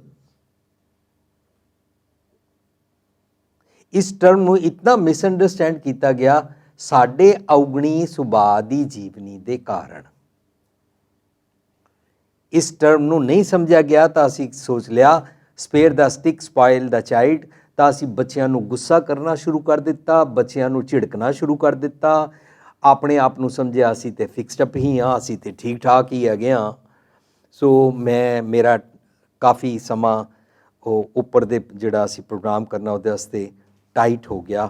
ਮੈਂ ਹੁਣ ਆਪ ਜੀ ਅੱਗੇ ਬੇਨਤੀ ਕਰਨਾ ਚਾਹੁੰਦਾ ਕਿ ਆਪ ਜੀ ਇੱਥੇ ਆ ਕੇ ਕੁਐਸਚਨਸ ਕਰ ਸਕਦੇ ਹੋ। ਸੋ ਇੱਥੇ ਆਓਗੇ, ਕੁਐਸਚਨ ਕਰੋਗੇ। ਸੋ ਆਪ ਜੀ ਆਪਣਾ ਜੀਵਨ ਉੱਚੀਆਂ ਕਰਨ ਵਾਸਤੇ ਕੁਐਸਚਨ ਅੱਜ ਦੇ ਟੌਪਿਕ ਮੁਤਾਬਕ ਸਾਂਝ ਕਰ ਸਕਦੇ ਹੋ ਜੀ। ਵਾਹਿਗੁਰੂ ਜੀ ਕਾ ਖਾਲਸਾ ਵਾਹਿਗੁਰੂ ਜੀ ਕੀ ਫਤਿਹ। ਵੀਰ ਜੀ, ਮੇਰਾ ਸਵਾਲ ਹੈ ਕਿ ਆਮ ਤੌਰ ਤੇ ਕਿਸੇ ਦਾ ਡਿਸੇਬਲ ਪੈਦਾ ਹੋ ਜਾਣਾ, ਕਿਸੇ ਦਾ ਗਰੀਬ ਹੋ ਜਾਣਾ, ਉਹਨੂੰ ਕਿਸਮਤ ਨਾਲ ਜੋੜ ਕੇ ਰੱਬ ਦੇ ਖਾਤੇ ਵਿੱਚ ਪਾ ਦਿੱਤਾ ਜਾਂਦਾ ਹੈ। ਮਤਲਬ ਕਿ ਸਾਡੀ ਜਿਹੜੀ ਐਕਸੈਪਟੇਬਲ ਭਾਸ਼ਾ ਹੈ ਜਾਂ ਲੈਂਗੁਏਜ ਇਹ ਬਣੀ ਹੋਈ ਹੈ ਕਿ ਦੇਖੋ ਜੀ, ਰੱਬ ਨੂੰ ਇਸੇ ਤਰ੍ਹਾਂ ਮਨਜ਼ੂਰ ਸੀ। ਗੁਰਮਤ ਦੇ ਐਂਗਲ ਤੋਂ ਇਹਨੂੰ ਕਿਵੇਂ ਸਮਝਿਆ ਜਾਏ? ਜਿਉਂ-ਜਿਉਂ ਅਸੀਂ ਗੁਰਬਾਣੀ ਨੂੰ ਪੜਾਂਗੇ ਤਾਂ ਪਤਾ ਲੱਗੇਗਾ ਇਹਦੇ ਵਿੱਚ ਜਿਹੜੀ ਜੀਨ ਥਿਊਰੀ ਹੈ, ਜੀਨਸ ਦੀ ਥਿਊਰੀ ਹੈ, ਜੋ ਪਿੱਛੋਂ DNA ਸਾਡਾ ਚੱਲਦਾ ਆ ਰਿਹਾ ਜਾਂ ਜੋ ਮਾਪਿਓ ਦੇ ਅੰਦਰ ਕੋਈ ਨੁਕਸ ਹੈ ਉਹਦੇ ਕਾਰਨ ਇੰਝ ਹੁੰਦਾ, ਉਹ ਕੁਦਰਤ ਦੇ ਨਿਯਮ ਸਿਸਟਮ ਵਿੱਚ ਹੁੰਦਾ। ਉਹਨੂੰ ਰੱਬ ਜੀ ਦੇ ਖਾਤੇ ਪਾਣਾ ਜਾਂ ਪਿਛਲੇ ਜਨਮ ਦੀ ਕਿਸਮਤ ਕਹਿਣਾ ਸਾਡਾ ਭੁਲੇਖਾ ਹੈ। ਅਸੀਂ ਰੱਬ ਜੀ ਨੂੰ ਬਲੇਮ ਨਹੀਂ ਕਰ ਸਕਦੇ। ਅੱਜ ਸੁਨਾਮੀ ਆ ਜਾਏ, ਭੂਚਾਲ ਆ ਜਾਏ, ਬਾਰਿਸ਼ ਥੋੜੀ ਜਿਹੀ ਤੇਜ਼ ਆ ਜਾਏ, ਸਨੋ ਜਰਾ ਜੀ ਜ਼ਿਆਦਾ ਪੈ ਜਾਏ, ਆਪਣੀ ਬੇਟੀ ਨੂੰ ਮੈਂ ਗਲਤ ਜਗ੍ਹਾ ਵਿਆਹ ਦਿਆਂ ਔਰ ਕ੍ਰਾਈਟੇਰੀਆ ਮੇਰਾ ਰਿਸ਼ਤਾ ਕਰਨ ਦਾ ਗਲਤ ਹੋਵੇ ਔਰ ਅੱਗੋਂ ਜਵਾਈ ਮੇਰੀ ਬੇਟੀ ਨੂੰ ਸ਼ਰਾਬ ਪੀ ਕੇ ਮਾਰੇ, ਤਾਂ ਅਸੀਂ ਕਹਿੰਦੇ ਹਾਂ ਜਿਵੇਂ ਰੱਬ ਨੂੰ ਪਾਏ। ਇਹ ਰੱਬ ਜੀ ਨੂੰ ਪਾਏ ਨਹੀਂ ਹੈ, ਇਹ ਸਾਡੀ ਕਿੱਥੇ ਗਲਤੀ ਹੋਈ ਹੈ। ਆਪਣੀ ਗਲਤੀ ਅਸੀਂ ਮੰਨਣਾ ਨਹੀਂ ਚਾਹੁੰਦੇ, ਇਸ ਕਰਕੇ ਰੱਬ ਜੀ ਤੇ ਪਾਉਂਦੇ ਹਾਂ। ਲੇਕਿਨ ਜਿਉਂ-ਜਿਉਂ ਅਸੀਂ ਬਾਣੀ ਪੜ੍ਹ ਕੇ ਸਮਝੀ ਜਾਵਾਂਗੇ ਕਿ ਰੱਬ ਜੀ ਮਿੱਠ ਬੋਲਣੇ ਨੇ, ਰੱਬ ਜੀ ਇਸ ਕਿਸਮ ਦੀ ਕੋਈ ਸਜ਼ਾ ਨਹੀਂ ਦਿੰਦੇ ਨੇ, ਤਾਂ ਫਿਰ ਸਾਡਾ ਧਿਆਨ ਪਏਗਾ ਕਿ ਮਾਂ ਜਾਂ ਪਿਓ ਵਿੱਚ ਫਿਜ਼ੀਕਲੀ ਕਿਧਰੇ ਕੋਈ ਕਮੀ ਹੈ ਤਾਂ ਉਸ ਪਾਸੇ ਧਿਆਨ ਕਰਨਾ ਚਾਹੀਦਾ। ਇੱਕ ਵੀਰ ਜੀ, ਜਿਹੜਾ ਇਹ ਮਤਲਬ ਕਿ ਕੋਈ ਨਸ਼ੇ ਕਰਕੇ ਡੈਥ ਹੋ ਜਾਏ, ਹਾਂਜੀ, ਤੇ ਸਾਡੀ ਆਮ ਜਿਹੜੀ ਵਰਡਿੰਗ ਹੁੰਦੀ ਆ ਉਹ ਇਹ ਹੁੰਦੀ ਹੈ ਕਿ ਦੇਖੋ ਜੀ, ਇਹਦੀ ਤਾਂ ਲਿਖੀ ਇੱਦਾਂ ਸੀ। ਕਿ ਇਸ ਤਰ੍ਹਾਂ ਅਸੀਂ ਆਪਣੀ ਜ਼ਿੰਮੇਵਾਰੀ ਨੂੰ ਰੱਬ ਦੇ ਖਾਤੇ ਵਿੱਚ ਪਾ ਕੇ ਆਪ ਸੁਰਖਰੂ ਨਹੀਂ ਹੋ ਜਾਣਾ ਚਾਹੁੰਦੇ? ਹਾਂਜੀ, ਉਹ ਸਾਡਾ ਐਸਕੇਪਿਜ਼ਮ ਹੈ। ਅਸੀਂ ਆਪਣੇ ਸਿਰ ਬਲੇਮ ਨਹੀਂ ਲੈਣਾ ਚਾਹੁੰਦੇ। ਨਸ਼ਾ ਕਰਨਾ, ਸਿਗਰਟ ਪੀਣਾ, ਡਰੱਗ ਖਾਣਾ, ਉਹਦੇ ਨਾਲ ਸਾਡੀ ਪ੍ਰੈਗਨੈਂਸੀ 'ਤੇ ਜਿਹੜਾ ਇਫੈਕਟ ਹੁੰਦਾ ਹੈ, ਉਹ ਸਾਰਾ ਅਸੀਂ ਅੱਖਾਂ ਤੋਂ ਓਲੇ ਕੀਤਾ ਹੋਇਆ। ਨਸ਼ਾ ਕਰਕੇ ਐਕਸੀਡੈਂਟ ਹੋ ਜਾਣਾ ਔਰ ਕਹਿਣਾ ਜਿਵੇਂ ਲਿਖੀ ਸੀ, ਇਹ ਲਿਖੀ ਵਾਲਾ ਗੁਰਮਤਿ 'ਚ ਕੋਈ ਕਨਸੈਪਟ ਹੈ ਨਹੀਂ ਹੈ। ਅਸੀਂ ਰੱਬ ਜੀ ਦੀ ਕਰਨੀ ਬਾਰੇ ਜਾਣਦੇ ਨਹੀਂ ਹਾਂ ਅਤੇ ਸਾਨੂੰ ਸਮਝਣਾ ਚਾਹੀਦਾ ਹੈ ਕਿ ਗੁਰਮਤਿ 'ਚ ਰੱਬ ਦਾ ਕਨਸੈਪਟ ਹੈ ਕੀ। ਸੋ ਬਲਕਿ ਧਿਆਨ ਕਰਨਾ ਚਾਹੀਦਾ ਹੈ ਕਿ ਮਨੂ ਦਰਅਸਲ ਨਸ਼ਾ ਨਹੀਂ ਕਰਨਾ ਚਾਹੀਦਾ। ਠੀਕ ਹੈ ਜੀ, ਠੀਕ ਹੈ। Thanks Baldev Singh ji, thanks for sharing. Waheguru ji ਕਾ ਖਾਲਸਾ ਵਾਹਿਗੁਰੂ ਜੀ ਕੀ ਫਤਿਹ। ਆਪਣਾ ਨਾਮ ਦੱਸੋ ਜੀ। ਮੇਰਾ ਨਾਮ ਜੀ ਹਰਿੰਦਰਪਾਲ ਸਿੰਘ। ਹਰਿੰਦਰਪਾਲ ਸਿੰਘ ਜੀ, ਹਾਂਜੀ, ਸਵਾਲ ਕੀ ਹੈ? ਮੇਰਾ ਇਹ ਸਵਾਲ, ਜਦੋਂ ਤੁਸੀਂ ਅਰਥ ਸਮਝਾਏ ਤੇ ਇੱਕਦਮ ਸਵਾਲ ਇਹ ਉੱਠਿਆ। ਔਰ ਪਹਿਲਾਂ ਤਾਂ ਮੈਂ ਮੇਰੇ ਕੋਲ ਧੰਨਵਾਦ ਦੇ ਸ਼ਬਦ ਹੈ ਆਪ ਦੀ ਸਾਰੀ ਟੀਮ ਦੇ ਲਈ, ਕਿਉਂਕਿ ਬਚਪਨ ਤੋਂ ਜਦੋਂ ਵੀ ਅਸੀਂ ਗੁਰਮਤ ਦੇ ਦਾਇਰੇ ਨੂੰ ਛੂੰਹਦੇ ਸੀ ਤਾਂ ਵਡੇਰਿਆਂ ਵੱਲੋਂ ਜਾਂ ਗੁਰਮਤ ਦੇ ਦਾਇਰੇ ਵਿੱਚ ਗੁਰਦੁਆਰਾ ਸਾਹਿਬ ਵਿੱਚ ਜੋ ਟੀਮ ਕੰਮ ਕਰਦੀ ਸੀ, ਜਿਨ੍ਹਾਂ ਨੂੰ ਅਸੀਂ ਪੰਜਾਬੀ ਬੋਲੀ ਵਿੱਚ ਭਾਈ ਸਾਹਿਬ ਕਹਿ ਦਿੰਦੇ ਹਾਂ ਜਾਂ ਵੀਰ ਜਿਹੜੇ ਸੇਵਾ ਵਾਲੇ ਹੁੰਦੇ ਸੀਗੇ, ਤਾਂ ਕਿਉਂ ਸ਼ਬਦ ਤੋਂ ਉਹਨਾਂ ਨੂੰ ਬੜੀ ਐਲਰਜੀ ਸੀ। ਅੱਛਾ, ਜਾਣੀ ਕਿਉਂ ਜਗਿਆਸੂ ਹਮੇਸ਼ਾ ਕਿਉਂ ਖੜੀ ਕਰਦਾ, ਜਾਂ ਤਾਂ ਸਾਨੂੰ ਇਹ ਜਵਾਬ ਮਿਲ ਜਾਂਦਾ ਸੀ ਕਿ ਕਿਉਂ ਆ ਜਿਹੜੀ ਇਹ ਲੜਾਈ ਦਾ ਹੁੰਦਾ ਕਾਰਨ। ਜਿਵੇਂ ਮਤਲਬ ਇੱਕ ਇਹੋ ਜਿਹੇ ਪ੍ਰਭਾਵ ਦੇ ਥੱਲੇ ਜੋ ਪੁਰਾਤਨਤਾ ਤੋਂ ਚੱਲਿਆ ਹੀ ਆ ਰਿਹਾ ਸੀ, ਸਨਾਤਨੀ ਸੋਚ ਜਾਂ ਕਹਿ ਲਓ ਹੁਣ ਪੁਰਾਤਨੀ ਸੋਚ, ਹਾਂਜੀ ਇਸੇ ਤਰੀਕੇ, ਤਾਂ ਉਹ ਕਿਉਂ ਨੂੰ ਤੁਸੀਂ ਐਨਾਲਿਸਿਸ ਬਹੁਤ ਕੀਤਾ, ਕਿਉਂ ਨੂੰ ਖੋਲ੍ਹਤਾ, ਕਿਉਂ ਖੜੀ ਕਰਤੀ, ਕਿਉਂ ਨੂੰ ਮਤਲਬ ਇੱਕ ਸਾਖਸ਼ਾਤ ਖੜਾ ਕਰਤਾ ਕਿ ਕਿਉਂ ਆ ਜਿਹੜੀ ਇਹ ਸਾਡੇ ਵਿੱਚੋਂ ਖਤਮ ਹੋਣੀ ਚਾਹੀਦੀ, ਇਹਨੂੰ ਐਨਾਲਿਸਿਸ ਕਰਕੇ ਖੋਲ੍ਹੋ। ਤਾਂ ਇਹਦੇ ਨਾਲ ਮੇਰੇ ਕੋਲੇ ਧੰਨਵਾਦ ਦੇ ਸ਼ਬਦ ਹੈ ਕਿ ਜਾਗਰਤੀ ਆਊਗੀ ਪੰਜਾਬ ਦੇ ਪਿੰਡਾਂ ਦੇ ਵਿੱਚ ਵੀ, ਜੇ ਕਿਉਂ ਖੁੱਲ੍ਹ ਜਾਵੇ। Thank you. ਦੂਸਰੀ ਬੇਨਤੀ ਇਹ ਆ ਕਿ ਗੁਰਦੁਆਰਾ, ਜਦੋਂ ਮੈਂ ਪੰਜਾਬ ਦੇ ਪਿੰਡਾਂ ਮੋਗੇ ਤੋਂ ਆ, ਤਾਂ ਮੈਂ ਇੱਥੇ 7 ਕੁ ਸਾਲ ਸੇਵਾ ਕੀਤੀ ਬਤੌਰ ਸਕੱਤਰ। ਅੱਛਾ। ਤੇ ਉਹਨੇ ਨਾਲ ਮੈਨੂੰ ਗੁਰਬਾਣੀ ਨਾਲ ਲਗਾਅ ਹੋ ਗਿਆ, ਤੇ ਹੁਣ ਗੁਰਮਤਿ ਗਿਆਨ ਮਿਸ਼ਨਰੀ ਕਾਲਜ ਵਾਲੇ ਜਿਹੜੇ ਸੇਵਾਦਾਰ ਆ ਉਹਨਾਂ ਨਾਲ, ਤੇ ਉਹਨਾਂ ਕਿਤਾਬਾਂ ਹੋਰ ਲਿਟਰੇਚਰ ਪੜ੍ਹਨ ਨਾਲ, ਤੇ ਅਕਸਰ ਮੈਂ ਸਟੇਜ ਇੰਡੀਆ ਲੈ ਲੈਣਾ। ਅੱਛਾ। ਤੇ ਮੇਰੇ ਮੂਹਰੇ ਇੱਕ ਕੁਐਸਚਨ ਖੜਾ ਆ ਜਾਂਦਾ ਜਿਹੜਾ ਇੱਥੇ ਵੀ ਸਾਡੇ ਲਈ ਲਾਗੂ ਹੁੰਦਾ।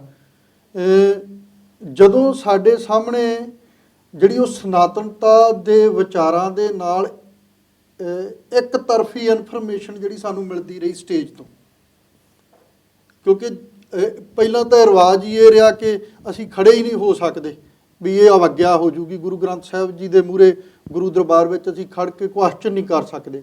ਫਿਰ ਹੌਲੀ ਹੌਲੀ ਜਗਿਆਸੂ ਵੀਰਾਂ ਨੇ ਇੱਕ ਪ੍ਰੋਸੈਸ ਚਲਾਇਆ ਕਿ ਭਾਈ ਬਾਅਦ ਦੇ ਵਿੱਚ ਅਸੀਂ ਟੀਮਾਂ ਜਿਹੜੀਆਂ ਬੈਠਿਆ ਕਰਾਂਗੇ, ਤੇ ਤੁਹਾਨੂੰ ਜਿਹੜੇ ਕੁਐਸਚਨ ਹੈਗੇ ਤੁਹਾਡੇ ਉਹ ਖੋਲ੍ਹੇ ਜਾਇਆ ਕਰਨਗੇ।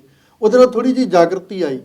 ਤਾਂ ਸਵਾਲ ਉਹਦੇ ਵਿੱਚ ਇਹ ਬਣਦਾ ਕਿ ਜਿਸ ਤਰ੍ਹਾਂ ਇੱਕ ਵਿਸ਼ੇਸ਼, ਵੀਰ ਜੀ ਨੇ ਜਿਸ ਤਰ੍ਹਾਂ ਕਿਹਾ ਸੀ ਕਿ ਵਿਸ਼ੇਸ਼ ਵੇਸ਼ ਭੂਸ਼ਾ ਵਾਲੇ, ਯੂਨੀਫਾਰਮ ਵਾਲੇ ਆ ਜਿਹੜੇ, ਉਹ ਇੱਕ ਕੈਟਾਗਰੀ ਆ, ਤਾਂ ਉਹਨਾਂ ਸਾਡੇ ਮੂਹਰੇ ਰੱਖਿਆ ਕਿ ਜਮ ਹਿਸਾਬ ਲੈਣਗੇ, ਜਦੋਂ ਕਿ ਗੁਰੂ ਪਾਤਸ਼ਾਹ ਗੁਰਬਾਣੀ ਵਿੱਚ ਸਪਸ਼ਟ ਕਰਦੇ ਕਿ ਗੁਰੂ ਸਾਹਿਬ ਮਿੱਠੇ ਬੋਲੜੇ ਆ, ਉਹ ਇੱਕ ਬਲੈਸ ਦਿੰਦੇ ਆ, ਉਹ ਇੱਕ ਐਡਵਾਈਸ ਦਿੰਦੇ ਆ, ਉਹ ਇੱਕ ਰਸਤਾ ਦਿੰਦੇ ਸਾਨੂੰ ਕਿ ਇਹ ਰਸਤੇ ਨਾਲ ਜਿਹੜਾ ਹੈਗਾ ਸਾਡਾ ਜਿਹੜੀ ਲਾਈਫ ਆ ਜਿਹੜੀ ਸਾਡੀ ਸੁਚੱਜੀ ਹੋ ਸਕਦੀ, ਅਸੀਂ ਬੈਟਰ ਕਮਿਊਨਿਟੀ ਦੀ ਉਸਾਰਨਾ ਕਰ ਸਕਦੇ ਹਾਂ।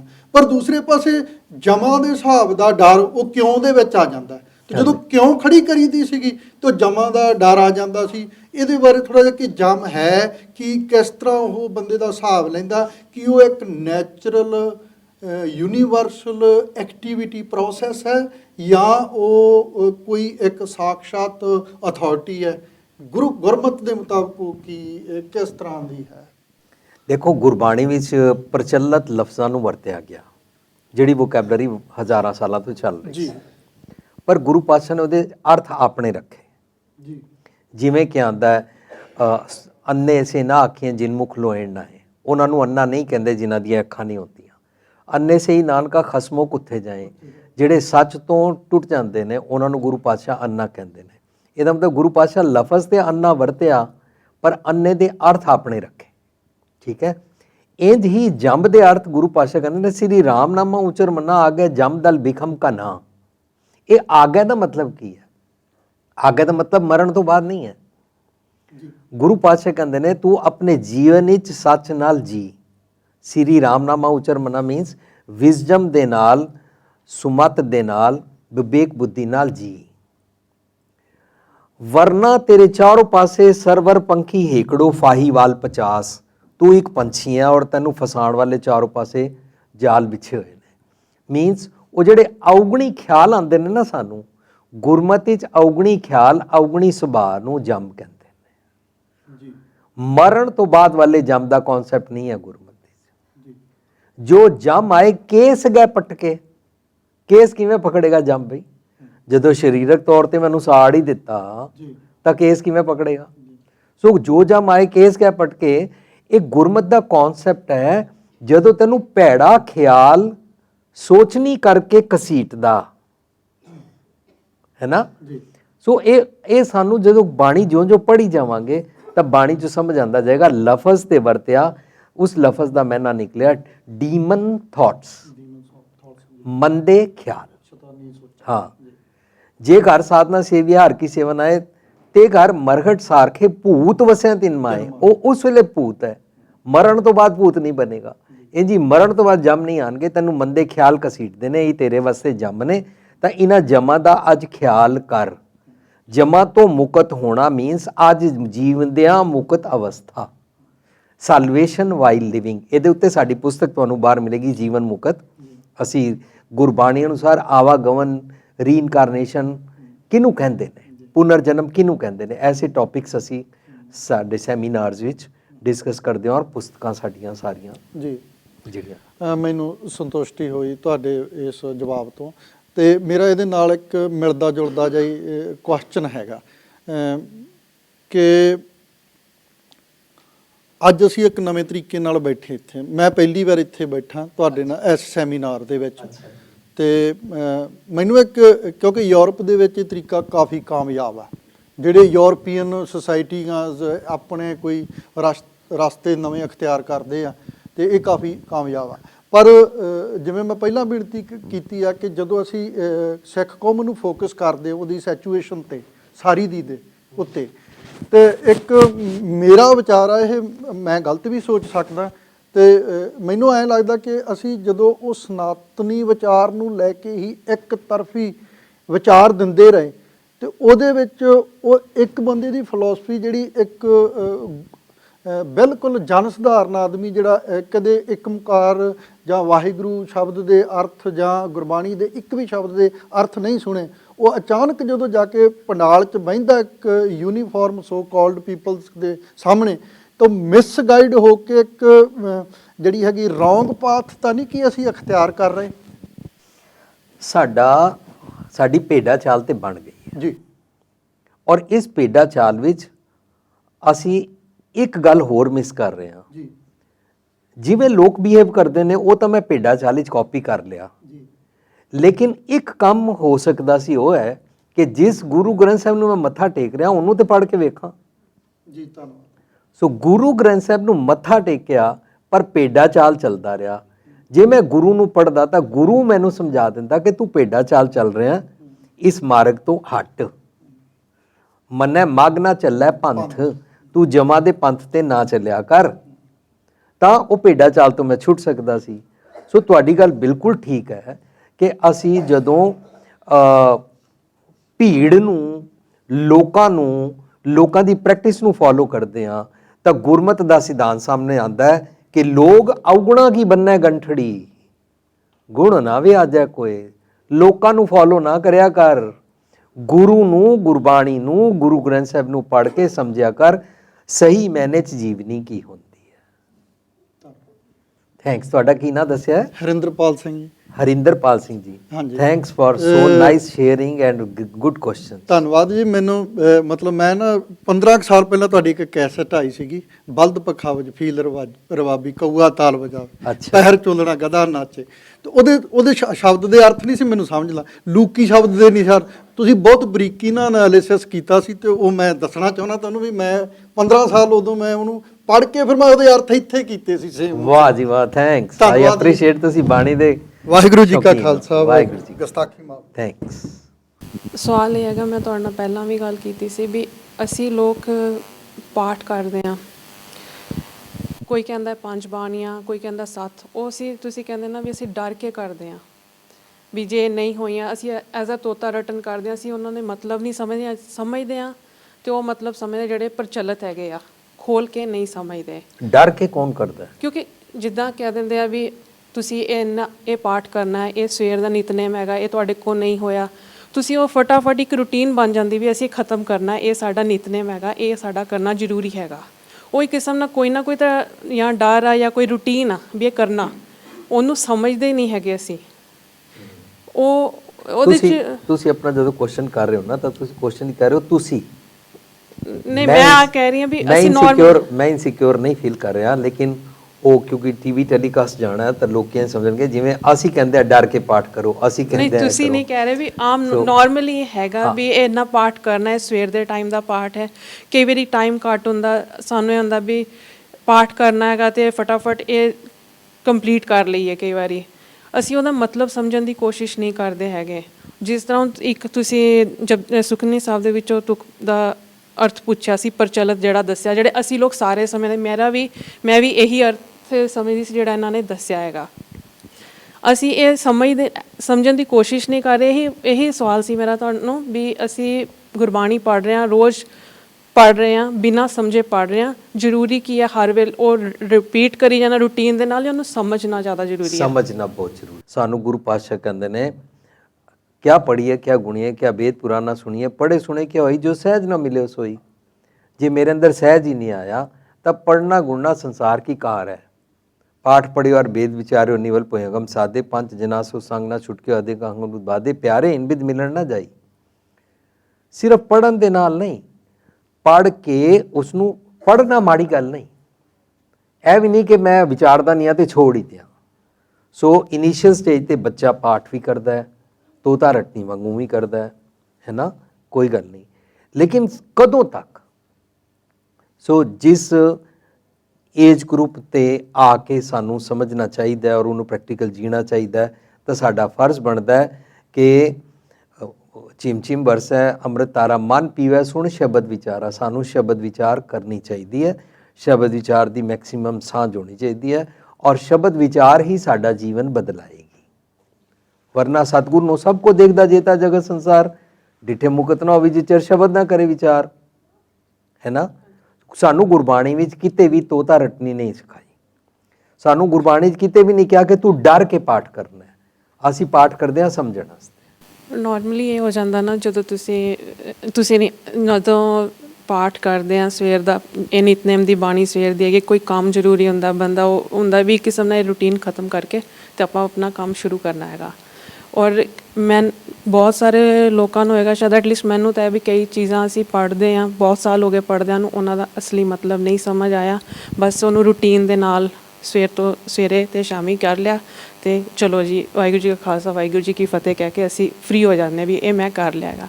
ਇਹੀ ਮੇਰਾ ਸਵਾਲ ਸੀ, ਇਹੀ ਮਨ ਸੀ ਵੀ ਇਹ ਜ਼ਰੂਰੀ ਹੈ, ਵੀ ਜੇ ਸਮਝਣਾ ਜ਼ਿਆਦਾ ਜ਼ਰੂਰੀ ਹੈ ਜਾਂ ਬਸ ਇਹ ਵੀ ਰੂਟੀਨ ਹੈਗੀ ਹੈ, ਇਹ ਕਰਨਾ ਹੀ ਕਰਨਾ ਹੈਗਾ ਵਾ। ਵੀ ਉਹਦਾ ਮੈਨੂੰ ਜਵਾਬ ਮਿਲ ਗਿਆ। ਜੋ ਮੈਂ ਤੁਹਾਨੂੰ ਪਹਿਲਾਂ ਸਾਂਝ ਕੀਤੀ ਉਹਦਾ ਜਵਾਬ ਮਿਲ ਗਿਆ। ਹਾਂਜੀ, ਮੈਨੂੰ ਉਹ ਜਵਾਬ ਮਿਲ ਗਿਆ। Thanks for sharing. ਤੁਹਾਡੇ ਵਿਚਾਰ ਸੁਣ ਕੇ ਬਹੁਤ ਚੰਗਾ ਲੱਗਾ। ਤੁਸੀਂ ਜਿਹੜੀ ਗੱਲ ਕੀਤੀ ਸੀਗੀ ਕਿ ਬੱਚੇ ਜਾਂਦੇ ਗੁਰਦੁਆਰੇ ਔਰ ਕਾਫੀ ਵਾਰੀ ਕੁਐਸਚਨ ਕਰਦੇ ਆ, ਉਹਨਾਂ ਦੇ ਸਾਰਿਆਂ ਕੋਲ ਜਵਾਬ ਨਹੀਂ ਹੁੰਦੇ ਹੈਗੇ। ਅਤੇ ਨੋਰਮਲੀ ਪੇਰੈਂਟਿੰਗ ਜਿਹੜੀ ਹੈਗੀ ਆ ਕਿ ਜਦੋਂ ਬੱਚਿਆਂ ਨੂੰ ਚੀਜ਼ਾਂ ਸਮਝਾਉਣ ਦੀ ਕੋਸ਼ਿਸ਼ ਕਰੀਦੀ ਆ ਜਿਹੜੀਆਂ ਤੁਸੀਂ ਸੋਚਦੇ ਹੋ ਕਿ ਠੀਕ ਆ, ਗਲਤ ਆ। ਇੱਕ ਤਾਂ ਹੈਗਾ ਕਿ ਤੁਸੀਂ ਗੁਰਬਾਣੀ ਰਾਹੀਂ ਗੁਰਬਾਣੀ ਨੂੰ ਸਮਝੋ ਅਤੇ ਉਸ ਤਰੀਕੇ ਦਾ ਆਪਣਾ ਉਚਾਰਨ ਬਣਾਓ। ਅਤੇ ਦੂਸਰੀ ਹੈਗੀ ਕਿ ਸੌਰੀ ਪਤਾ ਨਹੀਂ ਕਿਉਂ ਹੱਥ ਦਿਓ ਮੈਨੂੰ, ਹੁਣ ਬੋਲੋ। ਹਾਂਜੀ, ਅਤੇ ਜਦੋਂ ਬੱਚਿਆਂ ਨੂੰ ਨੋਰਮਲ ਐਵਰੀਡੇ ਲਾਈਫ ਦੇ ਵਿੱਚ ਜਦੋਂ ਉਹਨਾਂ ਨੂੰ ਤੁਸੀਂ ਡਾਇਰੈਕਸ਼ਨ ਦੇਣੀ ਹੈ ਜਾਂ ਉਹਨਾਂ ਨੂੰ ਸੁਝਾਅ ਦੇਣਾ ਹੈ, ਅਤੇ ਉਹਦੇ 'ਚ ਤੁਹਾਨੂੰ ਕਾਫੀ ਜੇ ਮੰਨ ਲਓ ਕਿ ਤੁਸੀਂ ਨਸ਼ੇ ਦੀ ਗੱਲ ਕਰ ਰਹੇ ਹੋ ਜਾਂ ਟਾਈਮ ਸਿਰ ਸੌਣ ਦੀ ਗੱਲ ਕਰ ਰਹੇ ਹੋ ਜਾਂ ਹੋਰ ਕਈ ਇਹੋ ਜਿਹੀਆਂ ਚੀਜ਼ਾਂ ਜਿਹੜੀਆਂ ਰੂਟੀਨ ਵਿੱਚ ਠੀਕ ਤਰੀਕੇ ਨਾਲ ਹੋਣਗੀਆਂ ਅਤੇ ਉਹਦੀ ਪਰਫੋਰਮੈਂਸ ਠੀਕ ਹੋਏਗੀ। ਠੀਕ ਹੈ, ਅਤੇ ਉਹਦੇ ਲਈ ਮੇਰੇ ਹਿਸਾਬ ਨਾਲ ਕਾਫੀ ਲਾਜ਼ਮੀ ਆ ਕਿ ਤੁਹਾਨੂੰ ਜਿਹੜੀ ਸੁਸਾਇਟੀ 'ਚ ਤੁਸੀਂ ਰਹਿ ਰਹੇ ਹੋ ਉਹਦੀ ਨੌਲੇਜ ਹੋਵੇ, ਜੋ ਡਿਵੈਲਪਮੈਂਟ ਹੋ ਰਹੀ ਆ ਉਹਦੀ ਨੌਲੇਜ ਹੋਵੇ ਤੁਹਾਡੇ ਆਲੇ ਦੁਆਲੇ।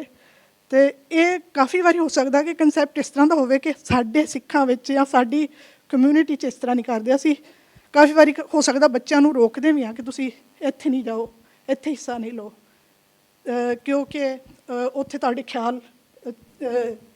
ਖਿਆਲਾਂ 'ਤੇ ਅਸਰ ਪਏਗਾ। ਜਾਂ ਤੁਸੀਂ ਤੁਹਾਡਾ ਕੁਐਸਚਨ ਮੈਨੂੰ ਸਮਝ ਆ ਰਿਹਾ, ਤਾਂ ਕੀ ਨਾਂ ਹੈ ਤੁਹਾਡਾ? ਮੇਰਾ ਨਾਮ ਗੁਰਿੰਦਰ ਭੈਣ। ਦਵਿੰਦਰ ਭੈਣ ਜੀ। ਮੈਂ ਇੱਕ ਗੁਲਾਮ ਅਲੀ ਦੀ ਗਜ਼ਲ ਮੈਨੂੰ ਯਾਦ ਆ ਗਈ ਹੈ। ਉਹ ਕਹਿੰਦਾ ਹੈ, वो कहते तो हैं भले की लेकिन बुरी तरह। ਸੋ ਸਾਡੀ ਪੇਰੈਂਟਿੰਗ ਵਿੱਚ ਹੀ ਗੜਬੜ ਹੋ ਗਈ ਹੈ। ਸਾਡੀ ਇੰਟੈਂਸ਼ਨ ਬੜੀ ਚੰਗੀ ਹੈ ਕਿ ਬੱਚਾ ਮਾੜੇ ਪਾਸੇ ਨਾ ਜਾਏ, ਬੱਚਾ ਵਕਤ ਸਿਰ ਆ ਜਾਏ, ਬੱਚਾ ਵਕਤ ਸਿਰ ਸੋ ਜਾਏ, ਪਰ ਸਾਡਾ ਕਹਿਣ ਦਾ ਢੰਗ ਸਾਡੇ ਕੋਲ ਨਹੀਂ ਹੈ। ਪੇਰੈਂਟ ਅਸੀਂ ਬਣ ਗਏ। ਗੁਰੂ ਪਾਤਸ਼ਾਹ ਦਾ ਕਨਸੈਪਟ ਹੈ, ਪਈ ਅੜੈ ਸੋ ਸੇਵ ਤੂੰ ਸੌ ਰੜੈ ਸੁਖ ਵਸ। ਇਹਦਾ ਮਤਲਬ ਵਿਆਹ ਤੋਂ ਬਾਅਦ ਮੈਨੂੰ ਕਿਵੇਂ ਜੀਵਨ ਜੀਣਾ ਹੈ, ਇਹ ਜੀਵਨ ਜਾਚ ਮੈਨੂੰ ਪੇਕੇ ਸਿਖਾਈ ਜਾਂਦੀ ਹੈ ਨਾ। ਪਰ ਪੇਕੇ ਭਾਵੇਂ ਮੁੰਡਾ ਹੋਵੇ ਤੇ ਭਾਵੇਂ ਕੁੜੀ ਹੋਵੇ, ਦੋਵੇਂ ਇਹ ਵਾਲੀ ਜਾਚ ਤੇ ਸਿੱਖਦੇ ਹੀ ਨਹੀਂ। ਉਹ ਸਿੱਖਦੇ ਨੇ ਮੁੰਦਰੀ ਕਿਹੜੀ ਪਾਵਾਂਗੇ, ਵਿਆਹ ਤੋਂ ਬਾਅਦ ਹਨੀਮੂਨ ਕਿੱਥੇ ਮਨਾਵਾਂਗੇ, ਲਹਿੰਗਾ ਲਾਵਾਂ ਵੇਲੇ ਕਿਹੜਾ ਪਾਵਾਂਗੇ, ਇਹੀ ਸਿੱਖਦੇ ਰਹਿ ਜਾਂਦੇ ਨੇ। ਜਾਂ ਦਾਜ ਜਾਂ ਜ਼ਾਤ ਪਾਤ ਜਾਂ ਸੁਪਰਫਿਸ਼ੀਅਲ ਗੱਲਾਂ ਸਿੱਖਦੇ ਰਹਿੰਦੇ ਨੇ। ਲੇਕਿਨ ਮੇਰੇ ਖਿਆਲ ਨਾਲ ਸਾਡਾ ਜਿਹੜਾ ਨਵਾਂ ਜ਼ਮਾਨਾ ਆਏਗਾ ਨਾ, ਜਿਹਦੇ 'ਚ ਮੇਰੇ ਖਿਆਲ ਨਾਲ ਹੈ ਹਰਿੰਦਰਪਾਲ ਵੀਰ ਜੀ ਵਰਗੇ ਪ੍ਰਬੰਧਕ ਹੋਣਗੇ, ਅਤੇ ਫਿਊਚਰ ਵਿੱਚ ਉਹ ਜ਼ਮਾਨਾ ਆਏਗਾ ਕਿ ਸਾਡੇ ਆਨੰਦ ਕਾਰਜ ਤੋਂ ਪਹਿਲਾਂ ਗੁਰਦੁਆਰਿਆਂ ਦੇ ਵਾਲੇ ਸਿਸਟਮ ਵਿੱਚ ਇਹ ਵੀ ਹੋਏਗਾ ਕਿ ਜਿਸ ਟੱਬਰ ਦਾ ਆਨੰਦ ਕਾਰਜ ਹੋਣਾ ਹੈ ਉਹਦੇ ਮਾਤਾ ਪਿਤਾ ਮੁੰਡੇ ਵਾਲੇ ਕੁੜੀ ਵਾਲੇ ਅਤੇ ਮੁੰਡਾ ਕੁੜੀ ਅਤੇ ਉਹਨਾਂ ਦੇ ਭੈਣ ਭਰਾ ਹੈ ਨਾ। ਜਿਸ ਕੁੜੀ ਨਾਲ ਜਾ ਕੇ ਰੋਜ਼ ਵਾਹ ਪੈਣਾ ਉਹਦੀ ਨਨਾਣ ਦੀ ਭਰਜਾਈ, ਇੱਧਰ ਮੁੰਡੇ ਦਾ ਵਾਹ ਪੈਣਾ ਜਨਾਨੀ ਦੇ ਨਾਲ, ਵੋਟੀ ਦੇ ਨਾਲ, ਉਹਦੇ ਮਾਤਾ ਪਿਤਾ, ਉਹਦਾ ਭਰਾ, ਉਹਦਾ ਜਿਸਨੂੰ ਸਾਲਾ ਕਹਿੰਦੇ ਨੇ। ਇਹ ਸਾਰੇ ਰਿਸ਼ਤਿਆਂ ਬਾਰੇ ਗੁਰਦੁਆਰੇ ਅੰਦਰ ਸਿਸਟਮ ਹੋਣਾ ਚਾਹੀਦਾ, ਹਾਊ ਟੂ ਬਿਹੇਵ। ਅਸੀਂ ਲਿਵਿੰਗ ਟ੍ਰੈਜਰੀ 'ਚ ਕੋਸ਼ਿਸ਼ ਕਰਦੇ ਹਾਂ, ਤਾਂ ਹੀ ਸਾਡੀ 4 ਲਾਵਾਂ ਬੇਸਡ ਪੁਸਤਕ ਵੀ ਆਈ ਹੈ, ਦਿਲ ਨੂੰ ਦਿਲਾਂ ਦੀ ਰਾਹ। ਉਹ ਬਾਹਰ ਅਸੀਂ ਤੁਹਾਡੀ ਸੇਵਾ 'ਚ ਦਿਆਂਗੇ। ਇਹ ਵਾਲੇ ਕਨਸੈਪਟ ਅਸੀਂ ਗੁਰਦੁਆਰੇ ਸਿਰਫ ਆਨੰਦ ਕਾਰਜ ਨਹੀਂ ਕਰਾਉਣ ਆਏ ਹਾਂ, ਫਿਰ ਬਾਅਦ ਵਿੱਚ ਕੋਈ ਸਾਰ ਹੀ ਨਹੀਂ ਲੈਂਦਾ ਵੀ ਤੁਹਾਡੀ ਕਿਹੜੇ ਹਾਲ ਬੀਤਦੀ ਪਈ ਹੈ ਨਾ। ਸੋ ਇਹ ਸਾਰਾ ਬੱਚਿਆਂ ਨਾਲ ਡੀਲ ਕਿਵੇਂ ਕਰਨਾ ਹੈ, ਪਤੀ ਪਤਨੀ ਨੂੰ ਆਪਸ ਵਿੱਚ ਡੀਲ ਕਿਵੇਂ ਕਰਨਾ ਹੈ, ਨੂੰਹ ਸੱਸ ਦੇ ਨਾਲ ਔਰ ਨਨਾਣ ਭਰਜਾਈ ਦੇ ਨਾਲ ਡੀਲ ਕਿਵੇਂ ਕਰਨਾ, ਇਹ ਸਾਰੀ ਜਾਚ ਸਿਖਾਈ ਜਾਏਗੀ। ਤਾਂ ਫਿਰ ਸਾਨੂੰ ਭਲੇ ਦੇ ਨਾਲ ਔਰ ਢੰਗ ਦੇ ਨਾਲ ਭਲਾ ਕੰਮ ਕਰਨ ਦੀ ਵੀ ਆਦਤ ਸਮਝ ਆਉਂਦੀ ਜਾਏਗੀ। ਠੀਕ ਹੈ ਨਾ। ਸੋ ਮੇਰੇ ਵੀਰ ਦਿਲਮੋਹਨ ਸਿੰਘ ਜੀ ਨੇ ਇਹ ਨਹੀਂ ਕਿਹਾ ਕਿ ਕਹਿਣਾ ਹੀ ਨਹੀਂ ਚਾਹੀਦਾ, ਰਾਦਰ ਇਹਨਾਂ ਨੇ ਇਹ ਕਿਹਾ ਵੀ ਅਸੀਂ ਬੇਢੰਗਾ ਕਹਿੰਦੇ ਹਾਂ ਤਾਂ ਉਹ ਬੱਚਾ ਸਾਡੇ ਕੋਲੋਂ ਟੁੱਟ ਜਾਂਦਾ ਹੈ ਔਰ ਸਾਡਾ ਆਪਣਾ ਸੁਭਾਅ ਤੇ ਠੀਕ ਹੀ ਨਹੀਂ ਹੁੰਦਾ। ਢੰਗਾ ਕਹਿਣ ਲਈ ਤੇ ਤੁਹਾਡੇ ਕੋਲ ਫਿਰ ਚੰਗੀ ਨੌਲੇਜ ਹੋਣੀ ਚਾਹੀਦੀ ਨਾ, ਕਿ ਜੇ ਤੁਸੀਂ ਢੰਗ ਨਾਲ ਸਮਝਾ ਸਕੋਗੇ, ਜੇ ਤੁਸੀਂ ਤੁਹਾਨੂੰ ਪਤਾ ਹੋਏਗਾ ਕਿ ਹਾਂ ਅੱਜ ਦੇ ਹਿਸਾਬ ਨਾਲ ਜਿਹੜੀ ਮੰਨ ਲਓ ਕਿ ਜੇ ਟੈਕਨੋਲੋਜੀ ਦੀ ਗੱਲ ਹੋ ਰਹੀ ਹੈਗੀ ਆ, ਕਿ ਉਹਨੂੰ ਅਗਰ ਠੀਕ ਤਰੀਕੇ ਨਾਲ ਨਹੀਂ ਵਰਤੋਗੇ ਤਾਂ ਉਹਦੇ ਨੁਕਸਾਨ ਇਹ ਹੈਗੇ ਨੇ। ਹਾਂਜੀ। ਅਗਰ ਤੁਹਾਨੂੰ ਨੌਲੇਜ ਨਹੀਂ ਹੋਏਗੀ ਤੇ ਫਿਰ ਤੁਸੀਂ ਬੇਢੰਗੇ ਤਰੀਕੇ ਨਾਲ ਸਮਝਾਓਗੇ, ਤੁਸੀਂ ਚੁੱਪ ਹੀ ਕਰਾਓਗੇ। ਤਾਂ ਸਾਨੂੰ ਨੌਲੇਜ ਲੈਣੀ ਚਾਹੀਦੀ ਹੈ। ਮਨ ਸਮਝਾਵਨ ਕਾਰਨ ਕਛੁਕ ਪੜੀਏ ਗਿਆਨ, ਸਾਨੂੰ ਨੌਲੇਜ ਲੈਣੀ ਚਾਹੀਦੀ। ਥੈਂਕਸ ਫॉर ਸ਼ੇਅਰਿੰਗ ਦਵਿੰਦਰ ਭੈਣ ਜੀ। ਵਾਹਿਗੁਰੂ ਜੀ ਕਾ ਖਾਲਸਾ, ਵਾਹਿਗੁਰੂ ਜੀ ਕੀ ਫਤਿਹ। ਮੇਰਾ ਸਵਾਲ ਹੈਗਾ ਆ ਕਿ ਜਦੋਂ ਅਸੀਂ ਹੁਣ ਜਿਹੜੀ ਜਨਰੇਸ਼ਨ ਆ, ਅਸੀਂ ਕੋਈ ਵੀ ਆਪਣੇ ਮਾਤਾ ਪਿਤਾ ਨੂੰ ਜਾਂ ਕਿਸੇ ਨੂੰ ਵੀ ਸਵਾਲ ਕਰਦੇ ਹਾਂ ਅਤੇ ਉਹਨਾਂ ਕੋਲ ਇੱਕ ਸਹੀ ਜਵਾਬ ਹੁੰਦਾ ਆ, ਪਰ ਜੇ ਉਹਨਾਂ ਦੇ ਜਿਹੜਾ ਜਵਾਬ ਆ, ਜੇ ਅਸੀਂ ਕਿਸੇ ਦੇ ਵੀ ਜਿਹੜੇ ਸਾਰੇ ਇੱਥੇ ਵੱਡੇ ਬੈਠੇ ਆ, ਕਿਸੇ ਦੇ ਸਵਾਲ ਨੂੰ ਅਸੀਂ ਕੁਐਸਚਨ ਕਰਦੇ ਹਾਂ ਸਿੱਖੀ ਬਾਰੇ, ਅਤੇ ਸਾਡੇ ਜਿਹੜੇ ਖਿਆਲ ਆ ਕਾਫੀ ਵਾਰੀ ਉਹਨਾਂ ਨੂੰ ਦਬਾਇਆ ਜਾਂਦਾ ਕਿ ਨਹੀਂ ਇੱਦਾਂ ਆ। ਜਿੱਦਾਂ ਕਾਮਨ ਪ੍ਰੋਬਲਮ ਹੁਣ ਸਾਡੀ ਜਨਰੇਸ਼ਨ ਦੇ ਆ ਕਿ ਸਾਡੇ ਵਿਚਾਰ ਉਹਨਾਂ ਤੋਂ ਕਾਫੀ ਡਿਫਰੈਂਟ ਆ, ਕਿ ਜਿੱਦਾਂ ਹੁਣ ਸਾਡੇ ਖਿਆਲ ਆ ਕਿ ਜਿਹੜਾ ਅੰਦਰੋਂ ਤੁਸੀਂ ਜੇ ਅੰਦਰੋਂ ਸੁੱਚੇ ਨਹੀਂ ਹੋਗੇ ਅਤੇ ਬਾਹਰ ਜੇ ਤੁਸੀਂ ਜੋ ਵੀ ਪਹਿਰਾਵਾ, ਭਾਵੇਂ ਤੁਸੀਂ ਕੇਸ ਰੱਖਿਆ, ਜੋ ਵੀ ਕੀਤਾ ਆ, ਉਹਦਾ ਕੋਈ ਫਾਇਦਾ ਨਹੀਂ ਹੈਗਾ। ਸਾਡੇ ਇਹ ਵਿਚਾਰ ਆ, ਅਤੇ ਕਾਫੀ ਵਾਰੀ ਸਾਨੂੰ ਇਹ ਦਬਾਇਆ ਜਾਂਦਾ ਕਿ ਦਬਾਇਆ ਨਹੀਂ, ਪਰ ਕਾਫੀ ਜਿੱਦਾਂ ਜਿਹੜੇ ਜਥੇਦਾਰ ਸਾਰੇ ਆ ਉਹ ਉਸ ਚੀਜ਼ 'ਤੇ ਫੋਕਸ ਕਰਦੇ ਆ ਕਿ ਤੁਸੀਂ ਪਹਿਲਾਂ ਬਾਹਰੋਂ ਪਹਿਰਾਵਾ ਆਪਣਾ ਪਹਿਨੋ, ਅੰਮ੍ਰਿਤ ਛਕੋ, ਸਾਰਾ ਕੁਛ ਕਰੋ, ਪਰ ਕੋਈ ਇਹ ਨਹੀਂ ਚੰਗੀ ਤਰ੍ਹਾਂ ਕਹਿੰਦੇ ਹੈਗੇ ਕਿ ਤੁਹਾਨੂੰ ਆਪਣੀ ਸੋਚ ਸਭ ਤੋਂ ਪਹਿਲਾਂ ਆਪਣੇ ਗੁੱਸੇ 'ਤੇ, ਆਪਣੇ ਈਗੋ 'ਤੇ, ਇਹਨਾਂ ਸਾਰੀਆਂ ਚੀਜ਼ਾਂ ਨੂੰ ਕਾਬੂ 'ਚ ਲੈਣਾ ਚਾਹੀਦਾ। ਕੀ ਇਹ ਸਹੀ ਆ? ਸਭ ਕੁਝ ਬੱਚੇ ਨਾਲੋਂ ਨਾਲ ਪੈਰਲਲ ਹੈ। ਸਾਨੂੰ ਆਪਣਾ ਇਹ ਸੁਭਾਅ ਸਾਰੀ ਉਮਰ ਠੀਕ ਕਰਦੇ ਰਹਿਣਾ ਚਾਹੀਦਾ, ਬਾਣੀ ਪੜ੍ਹ ਕੇ, ਆਪਣੀ ਈਗੋ, ਆਪਣਾ ਐਂਗਰ, ਆਪਣੀ ਜੈਲਸੀ, ਔਰ ਬਾਣੀ ਤੇ ਬਾਣਾ ਸਾਡਾ ਨਾਲੋਂ ਨਾਲ ਚੱਲਦਾ ਹੈ। ਇਹ ਨਹੀਂ ਹੈ ਕਿ ਵੀ ਮੈਂ 80 ਸਾਲ ਤੱਕ ਤਾਂ ਸਿੱਖਦਾ ਰਹਾਂ, ਉਸ ਤੋਂ ਬਾਅਦ ਮੈਂ ਬਾਣੀ ਔਰ ਬਾਣਾ ਕਰਾਂਗਾ, ਉਹ ਤਾਂ ਸੁਪਰਫਲੂਅਸ ਹੋ ਜਾਏਗਾ ਨਾ। ਇਸ ਕਰਕੇ ਸਾਰਾ ਨਾਲੋਂ ਨਾਲ ਚੱਲਦਾ ਹੈ। ਸੋ ਤੁਸੀਂ ਪੇਰੈਂਟਸ ਕੀ ਕਹਿੰਦੇ ਨੇ, ਕਿਸ ਢੰਗ ਨਾਲ ਕਹਿੰਦੇ ਨੇ, ਇਹਦੇ ਬਦਲੇ ਸੱਚ ਦੀ ਵਿਚਾਰ ਨੂੰ ਆਪ ਪੜ੍ਹੋ, ਆਪ ਸਮਝੋ, ਤਾਂ ਤੁਹਾਨੂੰ ਪਤਾ ਲੱਗ ਜਾਏਗਾ ਕਿ ਤੁਹਾਡੇ 'ਤੇ ਇੰਪੋਜ਼ ਨਹੀਂ ਕੀਤਾ ਜਾ ਰਿਹਾ, ਇਹ ਸੁਚੱਜੀ ਜੀਵਨ ਜਾਂਚ ਦਾ ਢੰਗ ਹੈ। ਰਾਈਟ। ਪਰ ਜਿੱਦਾਂ ਕਾਫੀ ਜਿਹੜੇ ਜੇ ਬਾਣੀ ਕਹਿੰਦੀ ਹੈ ਕਿ ਨਸ਼ਾ ਨਹੀਂ ਕਰਨਾ ਚਾਹੀਦਾ, ਸਾਡੀ ਰਹਿਤ ਮਰਿਆਦਾ ਵੀ ਕਹਿੰਦੀ ਹੈ ਨਸ਼ਾ ਨਹੀਂ ਕਰਨਾ ਚਾਹੀਦਾ। So code of conduct is subject to Bani. Bani ਦੇ ਅੰਡਰ ਹੈ ਸਾਡਾ ਕੋਡ ਆਫ ਕੰਡਕਟ। ਸਾਡਾ ਕੋਡ ਆਫ ਕੰਡਕਟ ਬਾਣੀ ਦੇ ਉੱਪਰ ਨਹੀਂ ਹੈ। So code of conduct follows subject to Gurbani. ਅਸੀਂ ਜੀਵਨ ਜਾਚ ਸਿੱਖਦੇ ਹਾਂ। ਸੋ ਗੁਰਬਾਣੀ ਸਾਨੂੰ ਆਤਮ ਕੀ ਰਹਿਤ ਨਾਲ ਦੇ ਨਾਲ ਸਿਖਾਉਂਦੀ ਜਾਂਦੀ ਹੈ, ਤਾਂ ਜਿਹਦੇ ਨਾਲ ਸਾਨੂੰ ਆਪਣਾ ਬਾਹਰਲੀ ਪਹਿਰਾਵਾ ਵੀ ਅਸੀਂ ਅਸ਼ਲੀਲ ਨਹੀਂ ਪਾਉਂਦੇ ਹਾਂ, ਅਗਲੀ ਡਰੈਸਿਸ ਨਹੀਂ ਪਾਉਂਦੇ ਹਾਂ, ਸੈਕਸ਼ੂਅਲ ਸਾਡਾ ਪਰਸੋਨਾ ਨਹੀਂ ਹੁੰਦਾ, ਹੈ ਨਾ। ਇਸ ਤਰੀਕੇ ਦੇ ਨਾਲ ਸਾਡੀ ਫਿਰ ਵਲਗਰ ਟਾਕਸ ਵੀ ਨਹੀਂ ਹੁੰਦੀਆਂ, ਅਸੀਂ ਬੈਲੈਂਸ ਹੁੰਦੇ ਜਾਂਦੇ ਹਾਂ ਨਾ। ਤੋ ਆਤਮ ਕੀ ਰਹਿਤ ਸਿੱਖਦੇ ਹਾਂ, ਤੇ ਨਾਲ ਦੇ ਨਾਲ ਸਾਨੂੰ ਬਾਣੀ ਤੇ ਬਾਣਾ ਵੀ ਸਮਝ ਆਉਂਦਾ ਜਾਂਦਾ ਹੈ ਕਿ ਇਹਦਾ ਮੈਨੂੰ ਬੈਨੀਫਿਟ ਹੀ ਹੈ, ਨੁਕਸਾਨ ਨਹੀਂ ਹੈ। ਹਾਂਜੀ, ਪਰ ਮੈਂ ਕੁਐਸਚਨ ਥੋੜ੍ਹਾ ਜਿਹਾ ਡਿਫਰੈਂਟ ਸੀ ਕਿ ਕਿ ਕਾਫੀ ਲੋਕ ਜੱਜ ਕਰਦੇ ਆ, ਜਿੱਦਾਂ ਦੁਨੀਆ ਬਾਹਰ ਸਾਰੀ, ਜਿਹੜੇ ਤੁਹਾਨੂੰ ਇਹ ਹੋਣਾ ਚਾਹੀਦਾ, ਮੇਰਾ ਇਹ ਵਿਚਾਰ ਆ ਕਿ ਤੁਸੀਂ ਆਪ ਖੋਜ ਕਰਕੇ, ਆਪ ਕੁਐਸਚਨ ਕਰਕੇ, ਆਪਣੀ ਆਪ ਜਿੱਦਾਂ ਡੈਫੀਨੇਸ਼ਨ ਲੱਭਣੀ ਕਿ ਤੁਹਾਡੇ ਵਾਸਤੇ ਸਿੱਖੀ ਕੀ ਆ, ਅਤੇ ਉਹ ਚੀਜ਼ ਨੂੰ ਕਾਫੀ ਜਿੱਦਾਂ ਜਿਹੜੇ ਵੀ ਗ੍ਰੰਥੀ ਆਉਂਦੇ ਸਾਰੇ ਉਹਨੂੰ ਕਈ ਵਾਰੀ ਦਬਾ ਜਾਂਦੇ ਆ ਕਿ ਨਹੀਂ ਇੱਦਾਂ ਨਹੀਂ ਇੱਦਾਂ ਆ, ਕਿ ਉਹਦਾ ਹਰੇਕ ਚੀਜ਼ ਦਾ ਇੱਕ ਸਹੀ ਜਵਾਬ ਹੁੰਦਾ ਅਤੇ ਤੁਸੀਂ ਉਸ ਚੀਜ਼ ਨੂੰ ਕੁਐਸਚਨ ਨਹੀਂ ਕਰ ਸਕਦੇ। ਕਿ ਜਿੱਦਾਂ ਸਿੱਖੀ ਆ ਕਿ ਸਾਰੇ ਸਮੇਂ ਦੇ ਨਾਲ ਚੱਲਦੀ ਆ, ਅਤੇ ਜੇ ਅਸੀਂ ਉਹਨੂੰ ਕਿਸੇ ਤਰ੍ਹਾਂ ਵੀ ਚੈਲੰਜ ਕਰਦੇ ਹਾਂ, ਜੇ ਕਿਸੇ ਸੋਚ ਨੂੰ ਚੈਲੰਜ ਕਰਦਾ ਤਾਂ ਸਾਨੂੰ ਦਬਾਇਆ ਜਾਂਦਾ। ਕਿ ਇਹ ਸਹੀ ਆ ਕਿ ਸਾਡੀ ਸੋਚ ਨੂੰ ਦਬਾਇਆ ਜਾਵੇ? ਮੈਨੂੰ ਇਹ ਨਹੀਂ ਨਾ ਪਤਾ ਕਿ ਕੀ ਦਬਾਇਆ ਜਾਂਦਾ ਹੈ, ਲੇਕਿਨ ਜਿਹਨੂੰ ਤੁਸੀਂ ਕਹਿ ਰਹੇ ਹੋ ਦਬਾਇਆ ਜਾਂਦਾ, ਉਹ ਹੋ ਸਕਦਾ ਹੈ ਕਿ ਬਾਣੀ ਨਾ ਪੜਨ ਦੇ ਕਾਰਨ ਲੱਗ ਰਿਹਾ ਹੋਵੇ ਕਿ ਦਬਾਇਆ ਜਾਂਦਾ ਹੈ ਨਾ। ਇੱਕ ਗ੍ਰੰਥੀ ਸਿੰਘ ਜੀ, ਇੱਕ ਸੇਵਾਦਾਰ ਜੀ, ਇੱਕ ਭਾਈ ਸਾਹਿਬ ਜੀ, ਇੱਕ ਰਾਗੀ ਸਿੰਘ ਜੀ, ਇੱਕ ਕਥਾਕਾਰ ਜੀ, ਔਰ ਗੁਰਦੁਆਰੇ ਦਾ ਪ੍ਰਬੰਧਕ, ਔਰ ਸਾਡੇ ਦਾਦਾ ਦਾਦੀ, ਮਾਂ ਪਿਓ ਜਿਹੜੀ ਗੱਲ ਸਾਨੂੰ ਕਹਿ ਰਹੇ ਨੇ, ਸਾਨੂੰ ਉਸ ਗੱਲ ਬਾਰੇ ਸ਼ਾਇਦ ਸਮਝ ਨਹੀਂ ਹੈ, ਤਾਂ ਸਾਨੂੰ ਲੱਗ ਰਿਹਾ ਦਬਾਇਆ ਜਾਂਦਾ ਜਾਂ ਇੰਪੋਜ਼ ਕੀਤਾ ਜਾ ਰਿਹਾ। ਅਸੀਂ ਆਪ ਗੁਰਬਾਣੀ ਨੂੰ ਪੜ੍ਹਾਂਗੇ ਤਾਂ ਉਸ ਦਾ ਆਨਸਰ ਲੱਭਣ ਦੀ ਕੋਸ਼ਿਸ਼ ਕਰਾਂਗੇ ਨਾ, ਰਾਦਰ ਕਿ ਅਸੀਂ ਇਹ ਸੋਚ ਰਹੇ ਹਾਂ ਇਹ ਬੰਦਾ, ਇਹ ਪਹਿਰਾਵੇ ਵਾਲਾ, ਇਹ ਪਰਟੀਕੂਲਰ ਲੁੱਕ ਵਾਲਾ, ਇਹ ਗੱਲ ਕਰਕੇ ਸਾਨੂੰ ਦਬਾ ਰਿਹਾ ਔਰ ਕਹਿ ਰਿਹਾ। ਅਸੀਂ ਅਦਰ ਵੇ ਅਰਾਊਂਡ ਦੇਖਾਂਗੇ ਕਿ ਇਸ ਸਬਜੈਕਟ ਬਾਰੇ ਬਾਣੀ ਕੀ ਕਹਿੰਦੀ, ਹਾਂਜੀ, ਕੋਡ ਆਫ ਕੰਡਕਟ ਸਾਡੀ ਅਕਾਲ ਤਖਤ ਦੀ ਰਹਿਤ ਮਰਿਆਦਾ ਕੀ ਕਹਿੰਦੀ। ਪਰ ਜੇ ਅਸੀਂ ਬਾਣੀ ਪੜ੍ਹ ਕੇ ਸਾਨੂੰ ਉਹਦੀ ਜੇ ਅਸੀਂ ਉਹਨੂੰ ਹੋਰ ਤਰੀਕੇ ਦੇ ਨਾਲ ਸਮਝਦੇ ਹਾਂ ਕਿ ਸਾਡੀ ਜਿਹੜੀ ਸਾਡੀ ਸਮਝ ਆ ਕਿ ਉਹ ਜ਼ਰੂਰੀ ਤਾਂ ਨਹੀਂ ਕਿ ਉਹ ਗਲਤ ਹੋਵੇ ਤੇ ਕਿਸੇ ਹੋਰ ਦੀ ਸਮਝ। ਜਨਰਲਾਈਜ਼ ਨਹੀਂ ਕਰ ਸਕਦੇ। ਓਕੇ, ਜਦ ਸਾਡਾ ਰਹਿਤ ਮਰਿਆਦਾ ਬਣੀ ਹੋਈ ਹੈ, ਰਹਿਤ ਮਰਿਆਦਾ ਲਿਖਾ ਹੈ ਸਿੱਖੀ ਦੋ ਕਿਸਮਾਂ ਦੀ ਸ਼ਖਸੀਅਤ ਦਾ ਸੁਮੇਲ ਹੈ। ਇੱਕ ਹੈ ਸ਼ਖਸੀ ਰਹਿਣੀ, ਦੂਜੀ ਹੈ ਪੰਥਕ ਰਹਿਣੀ। ਸੋ ਸ਼ਖਸੀ ਰਹਿਣੀ, ਇੰਡੀਵਿਜੂਅਲ ਆਪਣੀ ਸਪਿਰਿਚੁਅਲ ਲਾਈਫ ਕਿਵੇਂ ਜੀਂਦਾ ਹੈ, ਡੇ ਟੂ ਡੇ ਰੂਟੀਨ ਵਿੱਚ 24 ਆਵਰਸ ਆਪਣਾ ਬਿਹੇਵੀਅਰ ਕਿਸ ਤਰ੍ਹਾਂ ਰੱਖਦਾ ਹੈ, ਐਵੇਂ ਸ਼ਖਸੀ ਰਹਿਣੀ। ਖੰਡੇ ਬਾਟੇ ਕੀ ਪੌਲ ਛੱਕ ਕੇ ਪੰਜ ਕਕਾਰੀ ਜੀਵਨ ਦੇ ਨਾਲ ਆਪਣੇ ਬਿਹੇਵੀਅਰ ਨੂੰ ਕਿਸ ਤਰ੍ਹਾਂ ਫਿਕਸਅਪ ਕਰਦਾ ਹੈ, ਗੁਰਬਾਣੀ ਪੜ੍ਹਦਾ ਹੈ। ਪੰਥਕ ਰਹਿਣੀ ਹੈ ਕਿ ਅਸੀਂ ਕਲੈਕਟਿਵਲੀ, ਕੌਂਗਰੀਗੇਸ਼ਨਲੀ ਔਰ ਐਜ਼ ਏ ਕੌਮ ਪੂਰੀ ਦੁਨੀਆ ਸਾਹਮਣੇ ਕੀ ਨਜ਼ਰ ਆਉਂਦੇ ਹਾਂ, ਸਾਨੂੰ ਕੀ ਨਜ਼ਰ ਆਉਣਾ ਚਾਹੀਦਾ ਹੈ, ਸਾਡਾ ਕੌਂਗਰੀਗੇਸ਼ਨਲ ਤੋਂ ਲੈ ਕੇ ਸਾਡਾ ਸੰਗਤ ਤੌਰ 'ਤੇ ਸਾਡਾ ਸਿਸਟਮ ਕੀ ਹੈ, ਅਸੀਂ ਕਿਹੜਾ ਰੱਬ ਮੰਨਦੇ ਹਾਂ, ਅਸੀਂ ਕਿਹੜਾ ਗੁਰੂ ਜੀ ਮੰਨਦੇ ਹਾਂ, ਅਸੀਂ ਕੀਰਤਨ ਕਿਉਂ ਕਰਦੇ ਹਾਂ, ਸਾਡੇ ਗੁਰਦੁਆਰੇ ਚੰਦੋਆ ਕਿਉਂ ਲਾਇਆ ਜਾਂਦਾ ਹੈ ਨਾ, ਸਾਡਾ ਗੁਰਦੁਆਰੇ ਲੰਗਰ ਕਿਉਂ ਹੁੰਦਾ ਹੈ, ਉਹ ਸਾਡਾ ਕੌਂਗਰੀਗੇਸ਼ਨਲ ਹੈ ਨਾ। ਸੋ ਉਹ ਪੰਥਕ ਰਹਿਣੀ ਹੈ।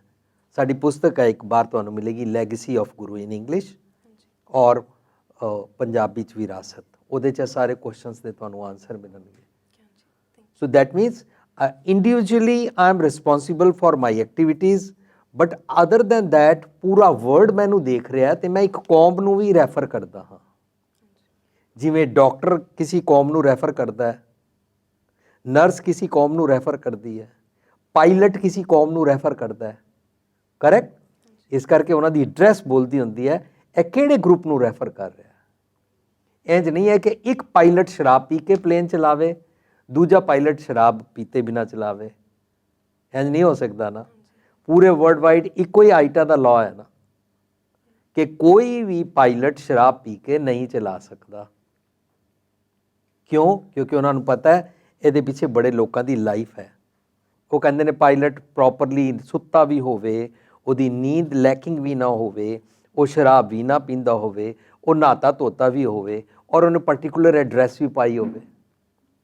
ਡਾਕਟਰ ਇੰਜ ਹੋਵੇ, ਉਹਨੇ ਪਰਟੀਕੂਲਰ ਇਸ ਤਰੀਕੇ ਦੀ ਡਰੈਸ ਵੀ ਪਾਈ ਹੋਵੇ, ਕਹਿੰਦੇ ਨੇ ਨਾ। ਲੇਕਿਨ ਉਹਦਾ ਲਾਇਸੈਂਸ ਰੀਨਿਊ ਤਾਂ ਹੋਏਗਾ ਜੇ ਉਹ ਨਿਊ ਰਿਸਰਚ ਜਿਹੜੀ ਆ ਰਹੀ ਉਹਨੂੰ ਨਾਲ ਨਾਲ ਪੜ੍ਹਦਾ ਜਾਏ, ਤਾਂ ਉਹ ਉਹਦੇ ਇੰਡੀਵਿਜੂਅਲ ਅਕਲ ਨੂੰ ਵਧਾਏਗਾ ਔਰ ਅਪਡੇਟ ਰੱਖੇਗਾ, ਨਾਲ ਉਹਦੀ ਫਿਜ਼ੀਕਲ ਲੁੱਕ ਜਿਹੜੀ ਦੁਨੀਆ ਨੂੰ ਨਜ਼ਰ ਆ ਰਹੀ ਹੈ। ਪੁਲਿਸ ਡਿਪਾਰਟਮੈਂਟ ਹੈ, ਉਹਦੀ ਆਪਣੀ ਡਰੈਸ ਹੈ, ਉਹ ਇੱਕ ਪੂਰੀ ਕੌਮ ਨੂੰ ਰੈਫਰ ਕਰਦਾ ਨਾ ਪੁਲਿਸ ਵਾਲਾ, ਹੈ ਨਾ। ਅਸੀਂ ਵੀ ਖਾਲਸਾ ਅਕਾਲ ਪੁਰਖ ਕੀ ਫੌਜ ਨੂੰ ਰੈਫਰ ਕਰਦੇ ਹਾਂ ਤਾਂ ਸਾਡੀ ਜੀਵਨੀ ਨਜ਼ਰ ਆਉਂਦੀ ਹੈ, ਠੀਕ ਹੈ।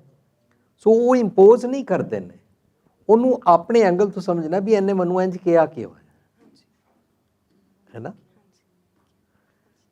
ਟੇਕ ਇਟ ਪੋਜ਼ਿਟਿਵਲੀ ਹੈ। ਤੁਹਾਡਾ ਕੀ ਨਾਂ ਹੈ? Harneet Kaur. Thanks for nice question, thanks for sharing. Waheguru ji ਕਾ ਖਾਲਸਾ, ਵਾਹਿਗੁਰੂ ਜੀ ਕੀ ਫਤਿਹ। ਸਭ ਤੋਂ ਪਹਿਲਾਂ ਤਾਂ ਮੈਂ ਤੁਹਾਡਾ ਬਹੁਤ ਬਹੁਤ ਧੰਨਵਾਦ ਕਰਨਾ ਚਾਹੁੰਦੀ ਹਾਂ ਕਿ ਤੁਸੀਂ ਇਹੋ ਜਿਹੀਆਂ ਚੀਜ਼ਾਂ ਸਾਨੂੰ ਦੱਸਦੇ ਆ, ਅਤੇ ਤੁਹਾਡਾ ਜਿਹੜਾ ਲਿਵਿੰਗ ਟਰੈਜਰ ਆ ਉਹਦੇ ਬਾਰੇ ਅਸੀਂ ਪੜ੍ਹ ਕੇ ਰੋਜ਼ ਦੀ ਰੋਜ਼ ਕੁਛ ਨਾ ਕੁਛ ਨਵਾਂ ਸਿੱਖਦੇ ਵੀ ਹਾਂ, ਅਤੇ ਰੋਜ਼ ਦੀ ਰੋਜ਼ ਨਵਾਂ ਕੁਛ ਸਾਨੂੰ ਗਿਆਨ ਹੁੰਦਾ ਆ। ਪਰ ਜ਼ਿੰਦਗੀ ਜਿਹੜੀ ਆ ਉਹ ਕਾਫੀ ਕੂੜ ਨਾਲ ਭਰੀ ਹੋਣ ਕਰਕੇ ਧੋਣ ਨੂੰ ਬਹੁਤ ਟਾਈਮ ਲੱਗਦਾ ਆ। ਮੈਂ ਤੁਹਾਡੇ ਕੋਲ ਇੱਕ ਕੁਐਸਚਨ ਪੁੱਛਣਾ ਚਾਹੁੰਦੀ ਹਾਂ ਕਿ ਜਦੋਂ ਤੁਸੀਂ ਕਿਸੇ ਬਾਹਰਲੇ ਨੂੰ ਸਮਝਾਉਣਾ ਹੋਵੇ, ਜੋ ਸਾਡੇ ਜਿਵੇਂ ਉਹ ਭੈਣ ਜੀ ਹੁਣੀ ਗੱਲ ਕਰ ਰਹੇ ਸੀ ਨਾ ਕਿ ਅਸੀਂ ਇਹ ਵੀਰ ਜੀ ਵੀ ਗੱਲ ਕਰ ਰਹੇ ਸੀ ਕਿ ਅਸੀਂ ਗੁਰਦੁਆਰਾ ਸਾਹਿਬ ਤਾਂ ਜਾਂਦੇ ਹਾਂ, ਸਾਡੀ ਨਾਨੀ ਨੇ, ਸਾਡੀ ਦਾਦੀ ਨੇ ਸਾਨੂੰ ਸਾਰਿਆਂ ਨੇ ਪਹਿਲੋਂ ਕਿਹਾ ਆ, ਅਤੇ ਉਹ ਸਾਡੀ ਰੂਟੀਨ ਬਣ ਗਈ ਆ, ਅਤੇ ਰੂਟੀਨ ਦੇ ਵਿੱਚ ਕਿਤੇ ਕਿਤੇ ਜਾ ਕੇ ਸਾਨੂੰ ਹੌਲੀ ਹੌਲੀ ਸਮਝ ਲੱਗਣ ਲੱਗ ਗਈ ਆ, ਅਤੇ ਫਿਰ ਅਸੀਂ ਉਹ ਕਰਦੇ ਹਾਂ, ਮਨੋਂ ਕਰਦੇ ਹਾਂ ਫਿਰ ਹੌਲੀ ਹੌਲੀ। ਪਰ ਜਿਹੜੇ ਬਾਹਰਲੇ ਲੋਕ ਆ ਜਿਨ੍ਹਾਂ ਨੂੰ ਗੁਰੂ ਗ੍ਰੰਥ ਸਾਹਿਬ ਜੀ ਬਾਰੇ ਕੁਛ ਨਹੀਂ ਪਤਾ, ਜਿਨ੍ਹਾਂ ਨੂੰ ਅਸੀਂ ਸਮਝਾਉਣਾ ਆ ਕਿ ਇਹਦੇ ਵਿੱਚ ਕੀ, ਇਹ ਜਿਹੜਾ ਖਜ਼ਾਨਾ ਇਹਨੂੰ ਅਸੀਂ ਕਿਉਂ ਸਿਰ ਨਵਾਉਂਦੇ ਹਾਂ, ਅਤੇ ਉਹਨਾਂ ਨੂੰ ਸਮਝਾਉਣ ਦਾ ਕਿਹੜਾ ਤਰੀਕਾ ਹੋਣਾ ਚਾਹੀਦਾ? ਮੈਨੂੰ ਪਤਾ ਕੋਈ ਇੱਦਾਂ ਛੋਟ ਜਾਂ ਸੜਕ ਤਾਂ ਨਹੀਂ ਹੈਗੀ ਜਿਹਦੇ ਤੋਂ ਚੱਲ ਕੇ ਅਸੀਂ ਉਹਨਾਂ ਨੂੰ ਸਮਝਾ ਸਕਦੇ ਹਾਂ। ਇੱਕ ਤਾਂ ਕਿ ਉਹ ਜਦੋਂ ਮੈਂ ਆਪਣੀ ਫਰਜ਼ ਕਰੋ ਟੀਚਰ ਹੋਣ ਦੇ ਨਾਤੇ ਕਲਾਸ ਲੈ ਕੇ ਜਾਂਦੀ ਹਾਂ, ਅਤੇ ਬੱਚਿਆਂ ਨੂੰ ਮੈਂ ਸਮਝਾਉਂਦੀ ਕਿ ਮੈਂ ਉੱਥੇ ਜਾ ਕੇ ਮੱਥਾ ਟੇਕਣਾ ਅਤੇ ਮੈਂ ਇੱਦਾਂ ਕਰਨਾ, ਤੁਹਾਡਾ ਮਨ ਕਰੇ ਤਾਂ ਤੁਸੀਂ ਵੀ ਕਰ ਲੈਣਾ, ਨਹੀਂ ਤਾਂ ਰਹਿਣ ਦੇਣਾ। ਮੈਨੂੰ ਕਈ ਵਾਰੀ ਲੱਗਦਾ ਕਿ ਮੈਨੂੰ ਥੋੜ੍ਹੀ ਛਛੋਪੰਜ ਹੁੰਦੀ ਆ ਕਿ ਮੈਂ ਉਹਨਾਂ ਨੂੰ ਕਹਿ ਦੇਵਾਂ ਕਿ ਤੁਸੀਂ ਰਹਿਣ ਦਿਓ ਜੇ ਨਹੀਂ ਕਰਨਾ ਤਾਂ, ਕਿ ਜਾਂ ਮੈਂ ਉਹਨਾਂ ਨੂੰ ਕਹਾਂ ਕਿ ਤੁਸੀਂ ਵੀ ਇੱਦਾਂ ਕਰਿਓ। ਉਹ ਜਿਹੜੀਆਂ ਚੀਜ਼ਾਂ ਉਹ ਥੋੜ੍ਹੀਆਂ ਮੈਨੂੰ ਸਮਝਾਓ। ਇੱਕ ਜਿਵੇਂ ਚੌਰ ਸਾਹਿਬ ਕਰਦੇ ਆ, ਉਹ ਕਿਉਂ ਕੀਤਾ ਜਾਂਦਾ ਆ, ਉਹਦਾ ਕੀ ਕੌਨਸੈਪਟ ਆ, ਉਹਨਾਂ ਨੂੰ ਇੰਗਲਿਸ਼ 'ਚ ਜਾਂ ਰਿਵੀਜ਼ਨ 'ਚ ਅਸੀਂ ਕਿਵੇਂ ਸਮਝਾਈਏ ਜਿਹੜਾ ਉਹਨਾਂ ਨੂੰ ਸਮਝ ਵੀ ਲੱਗ ਜਾਵੇ, ਅਤੇ ਇੱਦਾਂ ਉਹਨਾਂ ਲੱਗੀਏ ਕਿ ਅਸੀਂ ਲਕੀਰ ਦੇ ਫਕੀਰ ਆ, ਜਿਵੇਂ ਬਾਕੀ ਦੂਸਰੇ ਕਰੀ ਜਾਂਦੇ ਉਵੇਂ ਅਸੀਂ ਕਰੀ ਜਾਂਦੇ ਹਾਂ। ਜਿਸ ਤਰ੍ਹਾਂ ਚੌਰ ਕਰਨਾ, ਔਰ ਇਹ ਸਾਰਾ ਸਾਡੇ ਗੁਰਦੁਆਰੇ ਅੰਦਰ ਸਿਸਟਮ ਹੈ, ਔਰ ਅਸੀਂ ਆਪਣੇ ਘਰ 'ਚ ਵੀ ਪ੍ਰਕਾਸ਼ ਕਰਦੇ ਹਾਂ ਸਾਰੇ ਪੁਆਇੰਟਸ ਬਾਰੇ। ਲੈਗੇਸੀ ਆਫ ਗੁਰੂ ਸਾਡੀ ਪੁਸਤਕ ਵਿੱਚ ਅਸੀਂ ਸਾਂਝ ਕੀਤਾ ਹੋਇਆ, ਉਹ ਤੁਸੀਂ ਪੜ੍ਹਨਾ ਕਿਉਂਕਿ ਟਾਈਮ ਹੋ ਗਿਆ ਸਾਡਾ ਜੀ। ਅਤੇ ਬਾਕੀ ਜਿਹੜਾ ਪੁੱਛੇ ਅਸੀਂ ਉਸ ਨੂੰ ਫੀਲ ਕਰਾਉਣਾ ਕਿ ਤੂੰ ਕਰ ਸਕਦਾ ਹੈ ਜੀ। ਬਸ ਉਹਦੇ ਵਾਸਤੇ ਪੋਸੀਬਿਲਿਟੀ ਹੈ ਰੱਖਣੀ ਹੈ, ਉਹਨੂੰ ਕਰਜ਼ ਫੀਲ ਨਹੀਂ ਕਰਾਉਣਾ, ਉਹਨੂੰ ਟੌਂਟ ਫੀਲ ਨਹੀਂ ਕਰਨਾ। ਅਸੀਂ ਇਹ ਸਿੱਖਣਾ ਕਿ ਅਸੀਂ ਸਾਰੇ ਦੇ ਸਾਰੇ ਉਪਦੇਸ਼ ਚੌ ਵਰਨਾ ਕੋ ਸਾਂਝਾ ਹੈ, ਅਤੇ ਸਭਨਾ ਸਹੁਰੇ ਵੰਜਣਾ ਸਭ ਮੁਕਲਾਵਣਾ ਹਾਰ, ਹਰ ਕੋਈ ਇਸ ਸੱਚ ਨੂੰ ਜੀ ਸਕਦਾ ਹੈ। ਇਸ ਕਰਕੇ ਉਹਨਾਂ ਦੇ ਨਾਲ ਪਿਆਰ ਦੇ ਨਾਲ ਵਿਚਾਰ ਹੀ ਸਾਂਝ ਕਰਨੀ ਹੈ, ਔਰ ਬਾਣੀ ਦੀ ਸਾਂਝ ਕਰਨੀ ਹੈ। ਬਹੁਤ ਬਹੁਤ ਸ਼ੁਕਰੀਆ। ਥੈਂਕਸ। ਵਾਹਿਗੁਰੂ ਜੀ ਕਾ ਖਾਲਸਾ, ਵਾਹਿਗੁਰੂ ਜੀ ਕੀ ਫਤਿਹ।